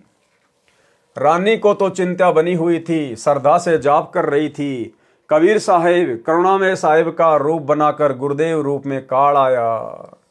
अब भाई और बहनों, इस विषय में दास पहले बहुत सारे वीडियो बना चुका है कि कबीर परमेश्वर जी के रूप में काल कभी भी धरती पे नहीं आ सकता। कभी भी वो हमारे पूज्य गुरुदेव सतगुरु रामपाल जी का रूप नहीं बना सकता, क्योंकि वर्तमान में जो रूप धरती पर आप जी देख रहे हैं सतगुरु रामपाल जी का, ये इनका वास्तविक रूप है, शतलोकी रूप है, और काल इनका पुत्र है। काल कभी भी अपने बाप का रूप नहीं बना सकता। लेकिन आज से पहले परमात्मा जिन जिन रूपों में प्रकट हुए हैं, कभी अपने पुत्र जोगजीत के रूप में, कभी सहजदास के रूप में, कभी ज्ञानी के रूप में, इसलिए काल वो रूप बना सकता है, वो अपने भाई का रूप बना सकता है, क्योंकि काल ने जोगजीत का रूप धारण करने का वरदान ले रखा है। जब प्रथम बार कबीर परमात्मा काल की तपतशिला पर आए, काल के साथ में भेंट हुई, तो कबीर परमात्मा अपने पुत्र जोगजीत के रूप में आए थे। तो बहुत सारी वार्ता हुई, गुरुदेव ने हमें अनेकों बार बताई है। उनमें से एक वचन काल ने यह भी मांगा था कि हे परमात्मा, हे भाई, आप मुझे आज्ञा दो कि मैं आपका रूप बना सकूं। तो परमेश्वर ने कहा कि तथास्तु, आप मेरा रूप बना सकते हो। तो जो रूप परमात्मा काल के सामने बना के आते हैं अपने पुत्रों का, वो रूप काल बना सकता है, उसने वरदान मांग रखा है, लेकिन अपने बाप का रूप नहीं बना सकता। सुनिए छोटा सा सत्संग। दो अक्के अक बचन भर लो, बचन भर लिया, अकबर लिया भाई। न्यो बोला जी कि चारों युगों में, 3 युगा में जीव थोड़े ले जाना, सतयुग, त्रेता और द्वापर, और चौथा युग जब आवे कलयुग, कितने ले जाइयो। न्यो बोला वह बड़ी अड़ाई तन तया। अच्छा भाई कोई बात नहीं। दूसरा यह है कि मैं आपका रूप बना सकूं, मैंने ये आज्ञा दे दो। अग बना लिए, तेरे रूप तक की आंट लागेगी। मेरे हंस के पास जिस पास नाम होगा, तेरा रूप रह ही नहीं सकता उसके आगे। तो फिर और एक और कहा कि आप जब जाओ ना मृत मंडल में, तो एक जगन्नाथ के मंदिर को बनवाइयो, क्योंकि वो काल समुद्र नहीं बन देगा, मेरा अंश कृष्ण रूप में जाएगा, कृष्ण बौद्ध रूप में, और अपना मंदिर बनवाओगा, पर समुद्र नहीं बन देगा। बनवा दूंगा भाई। फिर कहते हैं कि त्रेता युग में समुद्र पर पुल बंधवाइयो। अच्छे पंगे पाए रहते थे। तो भाइयों और बहनों, वीडियो आपने सुना। जिस समय द्वापर युग में परमात्मा ने रानी इंद्रमती को अपनी शरण में लिया था, जिस रूप में वो गए थे, उस समय भाइयों और बहनों परमात्मा का रूप काल ने नहीं बनाया था। केवल इंद्रमती को डरा धमकाकर अपनी शरण में लेने के लिए सारा खेल परमात्मा ने खेला था। आवाज लगाई इंद्रमती, इंद्रमती। उसको तो पहले ही डर था, सुमरण करती रही, काल की तरफ नहीं देखा। 2 मिनट के बाद जब देखा तो काल का स्वरूप बदल गया। काल का ज्यों का त्यों चेहरा दिखाई देने लगा। करुणा में साहिब का स्वरूप नहीं रहा। जब काल ने देखा कि तेरा तो स्वरूप ही बदल गया, वह जान गया कि इसके पास कोई शक्ति युक्त मंत्र है। ये कहकर चला गया कि तुझे फिर देखूंगा। अब तो बच गई। रानी बहुत खुश हुई, फूली नहीं समाई। कभी अपनी बांदियों को कहने लगी कि मेरी मृत्यु होनी थी, मेरे गुरुदेव ने मुझे बचा लिया। राजा के पास गई तथा कहा कि आज मेरी मृत्यु होनी थी, मेरे गुरुदेव ने रक्षा कर दी, मुझे लेने के लिए काल आया था। राजा ने कहा कि तू ऐसे ही ड्रामे करती रहती है, काल आता तो क्या तुझे छोड़ जाता? ये संत वैसे बहका देते हैं, अब इस बात को वह कैसे माने। खुशी खुशी में रानी लेट गई। कुछ देर के बाद सर्प बनकर काल फिर आया और रानी को डस लिया। ज्यों ही सर्प ने डसा, रानी को पता चल गया। रानी जोर से चिल्लाई, मुझे सांप ने डस लिया। नौकर भागे। देखते देखते एक मोरी पानी निकालने का छोटा छिद्र में से वह सर्प घर से बाहर निकल गया। अपने गुरुदेव को पुकार कर रानी बेहोश हो गई। करुणा में कबीर साहिब वहां प्रकट हो गए। लोगों को दिखाने के लिए मंत्र बोला। वे तो बिना मंत्र भी जीवित कर सकते हैं, किसी जंत्र मंत्र की आवश्यकता नहीं है। इंद्रमती को जीवित कर दिया। रानी ने बड़ा शुक्र मनाया कि हे बंदी छोड़, यदि आज आपकी शरण में नहीं होती तो मेरी मृत्यु हो जाती। भाइयों और बहनों, इस घटना को जन्म देकर ऐसी लीला करके परमात्मा ने इंद्रमती को भक्ति मार्ग पर दृढ़ कर दिया।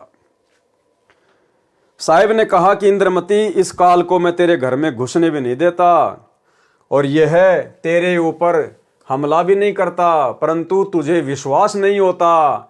तू ये सोचती कि मेरे ऊपर कोई आपत्ति नहीं आनी थी, गुरुजी ने मुझे बहकाकर नाम दे दिया, इसलिए तेरे को थोड़ा सा झटका दिखाया है। क्या कह रहे परमात्मा?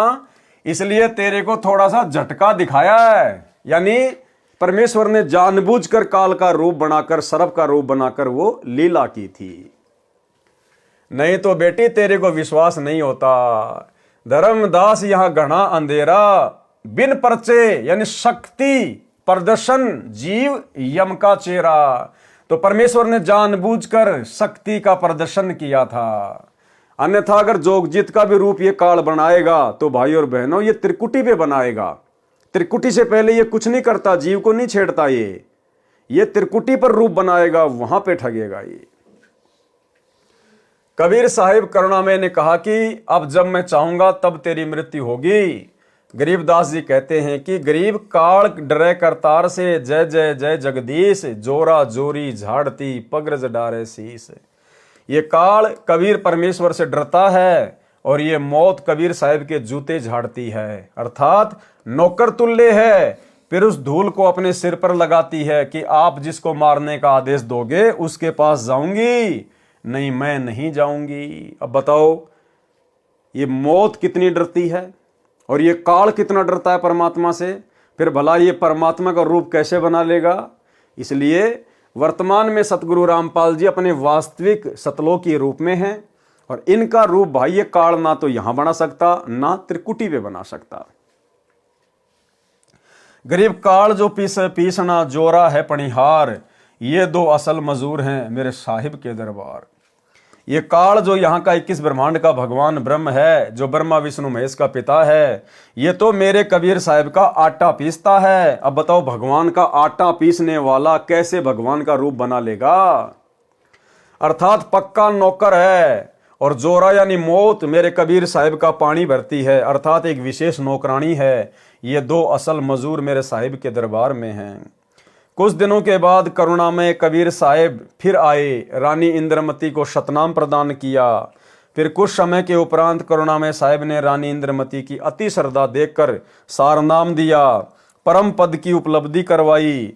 परमेश्वर करुणामय रूप से रानी के घर दर्शन देने जाते रहते थे तो इंद्रमती प्रार्थना किया करती थी कि मेरे पति राजा को समझाओ मालिक, ये भी मान जाए आपके चरणों में आ जाए तो मेरा जीवन सफल हो जाएगा। अब ये भी जीव की कमजोरी होती है कि मेरा पति भी आपके चरणों में आ जाए तो मेरा जीवन सफल हो जाए, ये भी जीव की एक कमजोरी होती है। चंद्र विजय से कबीर साहिब ने प्रार्थना की कि चंद्र विजय आप भी नाम लो, ये 2 दिन का राज और ठाट है, फिर 84 लाख योनियों में प्राणी चला जाएगा। चंद्र विजय ने कहा कि भगवान मैं तो नाम लूं नहीं और आपकी शिष्या को मना करूं नहीं, चाहे सारे खजाने को ही दान करो, चाहे किसी प्रकार का सत्संग करवाओ, मैं मना नहीं करूंगा। कबीर साहिब करुणामय ने पूछा आप नाम क्यों नहीं लोगे। चंद्र विजय राजा ने कहा कि मैंने तो बड़े बड़े राजाओं की पार्टियों में जाना पड़ता है।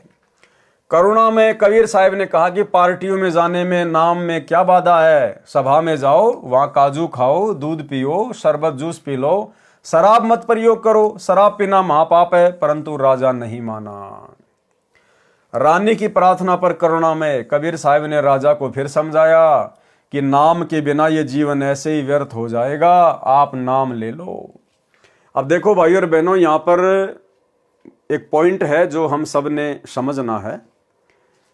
करुणामय कबीर साहिब ने कहा कि पार्टियों में जाने में नाम को क्या बाधा करेगा, यानी आप पार्टियों में जाते हो जाओ, उससे नाम पे क्या दिक्कत आएगी। सभा में जाओ, वहां काजू खाओ, दूध पियो, शरबत जूस पियो, शराब मत पियो। तो कहीं कोई भाई ये सोच ले कि भाई हम भी पार्टियों में जा सकते हैं, हमने केवल वहां पर भंडारा तो नहीं खाना, जूस वास पी लेंगे, सादा भोजन कर लेंगे, बकवाद नहीं करेंगे। लेकिन भाई और बहनों, वर्तमान समय में ये बकवाद भी नहीं चलेगी। आप कहीं भी जॉब करते हैं, आपके बॉस के लड़के का जन्मदिन है, तो आप इस बात को आधार बना के कहीं पार्टी में चले जाओ कि भाई गुरुजी ने कह रखा है कबीर सागर के सरलार्थ में कि पार्टी में जाने से थोड़ी नाम खंड होता है। भाई और बहनों, वर्तमान में खंड होगा, वर्तमान में मर्यादा टूटेगी। वर्तमान में हमने ऐसी किसी पार्टी में नहीं जाना है ये सोचकर कि वहाँ पर सादा खाना खा लूँगा और कोई बकवाद नहीं करूँगा। ये वर्तमान में बिल्कुल भी नहीं चलेगा। वर्तमान में यदि आप किसी जन्मदिन की पार्टी में जाओगे या अन्य किसी फंक्शन में जाओगे तो उस भीड़ में भीड़ करने के कारण आपका समर्थन हो गया, आपका सहयोग हो गया।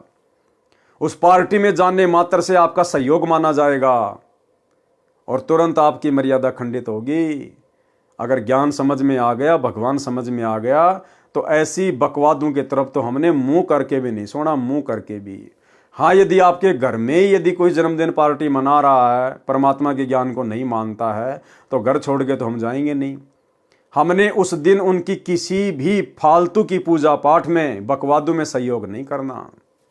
बाकी घर आए को खाना खिला सकते हैं, हम सेवा हम कर सकते हैं, लेकिन फालतू की पूजा पाठ या बकवाद में हमने कोई सहयोग नहीं करना है। रानी की प्रार्थना पर करुणामय कबीर साहब ने राजा को फिर समझाया कि नाम के बिना ये जीवन ऐसे ही व्यर्थ हो जाएगा, आप नाम ले लो। राजा ने फिर कहा कि गुरुजी, मुझे नाम के लिए मत कहना, आपकी शिष्या को मैं मना नहीं करूंगा, चाहे कितना ही दान करे, कितना ही सत्संग करवाए। साहिब ने कहा कि बेटी, इस 2 दिन के झूठे सुख को देखकर इसकी बुद्धि भ्रष्ट हो चुकी है। तू प्रभु के चरणों में लगी रहे, अपना आत्म कल्याण करवा। मृत्यु के उपरांत कोई किसी का पति नहीं, कोई किसी की पत्नी नहीं। 2 दिन का संबंध है, अपना कर्म बना बेटी। जब इंद्रमती 80 वर्ष की बूढ़ी हुई, कहाँ 40 साल की उम्र में मर जाना था।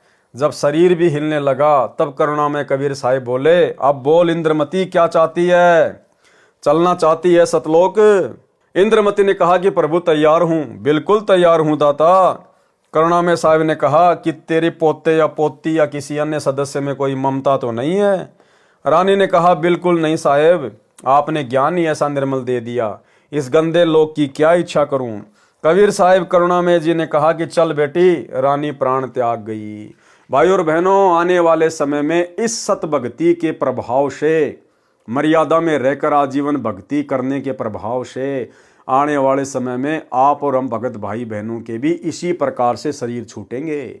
ना कोई बीमारी से, ना कोई रोग से, ना एक्सीडेंट से, ना लड़ाई झगड़े से।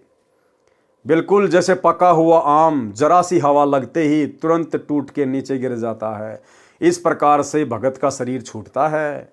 लेकिन दुर्भाग्य, वर्तमान में सतलोक आश्रमों से जुड़े हुए भगत भाई बहनों की किस प्रकार से एक्सीडेंट में, लड़ाई झगड़ों में, फांसी खा खा के, कोरोना में, बीमारियों से अकाल मृत्यु हो रही है।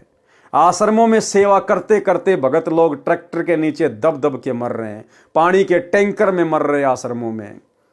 और फिर भी पीला पर्चा निकाल के भगत समाज को गुमराह कर दिया जाता है कि गुरुजी का आदेश आ गया, वो तो मेरा सैनिक था, वो तो सतलोक गया। जबकि परमात्मा क्या कह रहे हैं? ये मौत परमात्मा के हुक्म से चलती है कि हे परमेश्वर, आप जिसके पास जाने को कहोगे उसी के पास जाऊंगी, अन्यथा आपके भगत को हाथ भी नहीं लगाऊंगी। और भाई और बहनों, अगर भक्तों की मौत भी इसी प्रकार से भक्तिहीन जगत वाले लोगों की तरह एक्सीडेंट में यानी किसी बीमारी से तड़प तड़प के होगी, फिर एक भक्ति करने वाले भगत में और बकवाद करने वाले जगत के व्यक्ति में भला क्या अंतर हो गया? अगर जगत वालों की तरह ही भगत को मरना है तो एक छोटा सा सत्संग जिसमें गुरुदेव यही समझा रहे हैं कि मेरे भक्तों की मौत जगत वालों की तरह नहीं होगी। सुनिए सत्संग। परमात्मा कहते हैं, भाई कहाँ जन्मे कहाँ पाले पोसे और खूब लड़ाए लाडे, ना बेरा इस देह के कहाँ खंडेंगे हाडे, ना जर बेरा कित मारेगा काल। कबीर कहाँ गर्बियो ये काल गह करके से, ना बेरा कित मारेगा यो के घर के परदेश। कहते हैं के फूला फिर से छोटे से नकली सुख मान रहा तू, और काल जो है तेरे बाल पकड़ेगा। काल गह कर केश, कर माने हाथ, केस माने बाल, और ना बेरा कित मारेगा के घर के प्रदेश। अब आपने उस आंध्र प्रदेश के मुख्यमंत्री की स्थिति देखी, ने कह रहे किसी जगह मारेगा काल की तो पानी पैनी अभी ना पावे, वहाँ पटका ठा के 3 दिन मत नो बेरा पट्टा पड़ा कहाँ पर है। तो पुण्यात्माओं, बात ये नहीं कि वो मर गए इस तरीके से, लेकिन जो थोड़े से जिनको हम बड़े व्यक्ति मानते हैं उनकी दुर्गति होती दिखे ना, जब ये मन पापी ठीक ठिकाना आ जाता है। आम आदमी तो रोजमर्रा है, उसकी तो चिंता नहीं, मानते नहीं। ऐसे जो जिनको हम सुप्रीम पावर माना थे, मुख्यमंत्री बिरानी के पहाड़ मानते थे हम बिना ज्ञान में, और उसकी के दुर्गति हुई। कहते हैं जो भक्ति नहीं करता उनके ये बिरान माटी होंगी, और जो परमात्मा का नाम लेता है उनके साथ ऐसा नहीं होगा, ये गारंटीड बात है। अगर इतना भी अंतर नहीं है तो फिर भगवान की आवश्यकता ही समाप्त हो जाती है। ध्रुव प्रहलाद मीराबाई के इतिहास देख लो। मीराबाई को विष पिलाया गया था, विष भी अमृत बन गया उस परमात्मा की भक्ति और शक्ति से। इसलिए पुण्यात्माओं, आपको जो ये क्रिया कर रहे हैं आपका घनी काम आओगी। अब तो आपको ना इतना महसूस हो रहा है, लेकिन आने वाले समय में कहते हैं कल्पे कारण कौन है कर सेवा अपनी काम, और मन इच्छा फल देऊंगा जो पड़े मेरे ते काम। आपका मित्र है मुख्यमंत्री, आपका मित्र है प्रधानमंत्री, आपका एक्सीडेंट हो जाता है, एक्सीडेंट में मृत्यु हो जाती है, वो नहीं बचा सकता चाहे आपको कितना ही निकटतम है, वो स्वयं अपनी जान नहीं बचा सकता। तो वहाँ धनी का रोल शुरू हो जाता है, जहाँ परमात्मा का रोल शुरू होता है, जो ऐसे स्थान पर आपकी रक्षा करेगा। तो हमने इन अन्य सहारों को त्याग कर परमात्मा का आसरा ही लेना चाहिए। तो भाई और बहनों, आप और हमने तो गुरुदेव की मर्यादा में रह के भक्ति करके, और हमने तो सहज मृत्यु को प्राप्त होना है, सहज मृत्यु को। और ये पहचान है, जब तक भगत सहज मृत्यु को प्राप्त नहीं होगा वो कभी भी सतलोक नहीं जा सकता। परमेश्वर कबीर जी करुणा में रानी इंद्रमती की आत्मा को ऊपर ले गए। इसी ब्रह्मांड में एक मानसरोवर है, उस मानसरोवर में इस आत्मा को स्नान कराना होता है। इंद्रमती को वहां पर कुछ समय तक रखा। करुणामय रूप में कबीर परमेश्वर जी ने रानी से पूछा कि तेरी कुछ इच्छा तो नहीं है? यदि इच्छा रही तो दोबारा जन्म देना पड़ेगा। यदि मन में संतान व संपत्ति या पति पत्नी आदि की इच्छा थोड़ी सी भी रह गई तो आत्मा सतलोक नहीं जा सकती। इंद्रमती ने कहा, साहेब आप तो अंतर्यामी हो, कोई इच्छा नहीं है, आपके चरणों की इच्छा है। केवल एक मन में शंका बनी हुई है कि मेरा जो पति था उसने मुझे किसी भी धार्मिक कर्म के लिए कभी मना नहीं किया। नहीं तो आजकल के पति अपनी पत्नियों को बाधा कर देते हैं। यदि वह मुझे मना कर देता तो मैं आपके चरणों में नहीं लग पाती, मेरा कल्याण नहीं होता। उसका इस शुभ कर्म में सहयोग का कुछ लाभ मिलता हो तो कभी उस पर भी दया करना दाता। अब भाई और बहनों, ये भी कमजोरी है। हमने केवल शिक्षा लेनी है, शिक्षा। ये कथाएं हमारे मनोरंजन के लिए नहीं है। हर एक कथा का एक सारांश निकलता है।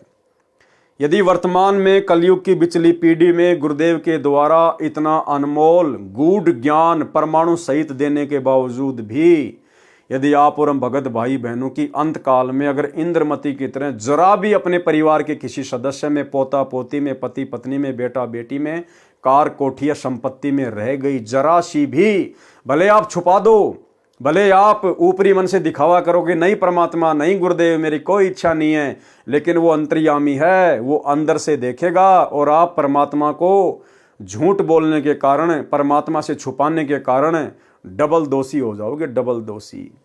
इसलिए हम भगत भाई बहनों ने ज्ञान को आधार बनाकर यहाँ की किसी भी वस्तु में हमने कोई मोह अंत समय में नहीं लगाना है। केवल परमात्मा के चरण, केवल परमात्मा का सतलोक, केवल परमात्मा की भक्ति, यहाँ से पीछा छुटवाने का ही प्रयास करना है हमने। करुणामय जी ने देखा कि ये नादान इसके पीछे फिर अटक गई। साहेब बोले, ठीक है बेटी, अभी तू 2-4 वर्ष यहाँ रह। अब 2 वर्ष के बाद राजा भी मरने लगा, क्योंकि नाम ले नहीं रखा था। यम के दूत आए, राजा चौक में चक्कर खाकर गिर गया। यम के दूतों ने उसकी गर्दन को दबाया, राजा की टट्टी और पेशाब निकल गया। करुणा में कबीर परमेश्वर ने रानी को कहा कि देख तेरे राजा की क्या हालत हो रही है। वहां से कबीर परमेश्वर दिखा रहे हैं। तब रानी ने कहा कि देख लो दाता, यदि उसका भक्ति में सहयोग का कोई फल बनता हो तो दया कर लो। रानी को फिर भी थोड़ी सी ममता बनी थी। परमेश्वर कबीर करुणामय ने सोचा कि ये फिर कालजाल में फंसेगी। ये सोचकर मानसरोवर से वहां गए जहां राजा चंद्रविजय अपने महल में अचेत पड़ा था। यमदूत उसके प्राण निकाल रहे थे। कबीर परमेश्वर जी के आते ही यमदूत ऐसे आकाश में उड़ गए जैसे मुर्दे से गिद्ध उड़ जाते हैं।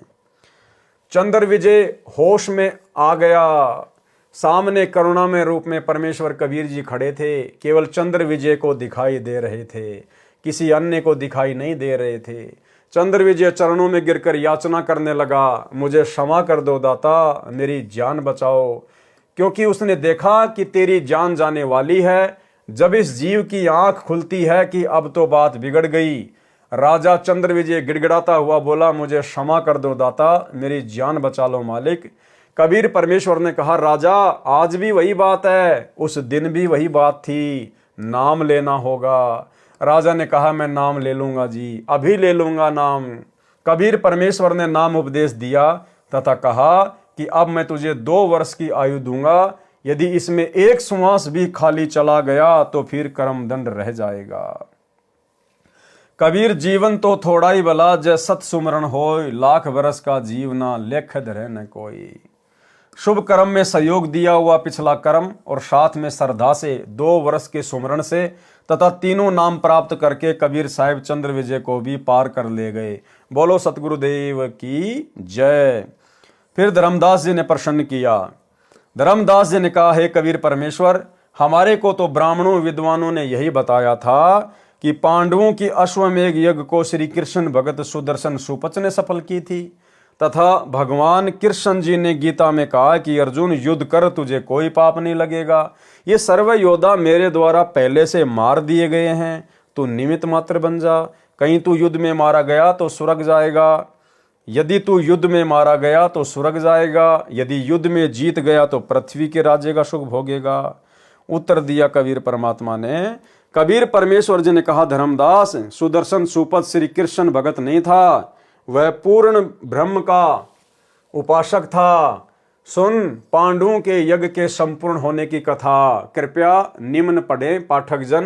परमेश्वर कबीर जी द्वारा बताया पांडव यज्ञ का प्रकरण, जो धर्मदास जी ने सप्तम वेद के पद्य भाग में लिखा है लेखक के शब्दों में।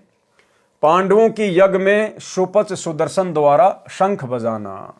अब भाई और बहनों, आज के वीडियो में हम केवल इतना ही लेंगे। कल रात्रि 8 बजे हम इस कथा को पांडवों के अश्वमेघ यज्ञ में सुपच सुदर्शन के रूप में, यानी अपने भगत के रूप में कबीर परमात्मा के द्वारा जाकर उनकी यज्ञ को सफल करना, इस प्रकरण को हम कल रात्रि 8 बजे लेंगे। तो आज के वीडियो में केवल इतना ही। कल रात्रि सभी भाई बहन फिर से लाइव जुड़िए। तब तक गुरुदेव भगवान हम सबको आज्ञा दें, इजाज़त दें, आशीर्वाद दें। बंदी छोड़ सतगुरु रामपाल जी भगवान की जय हो।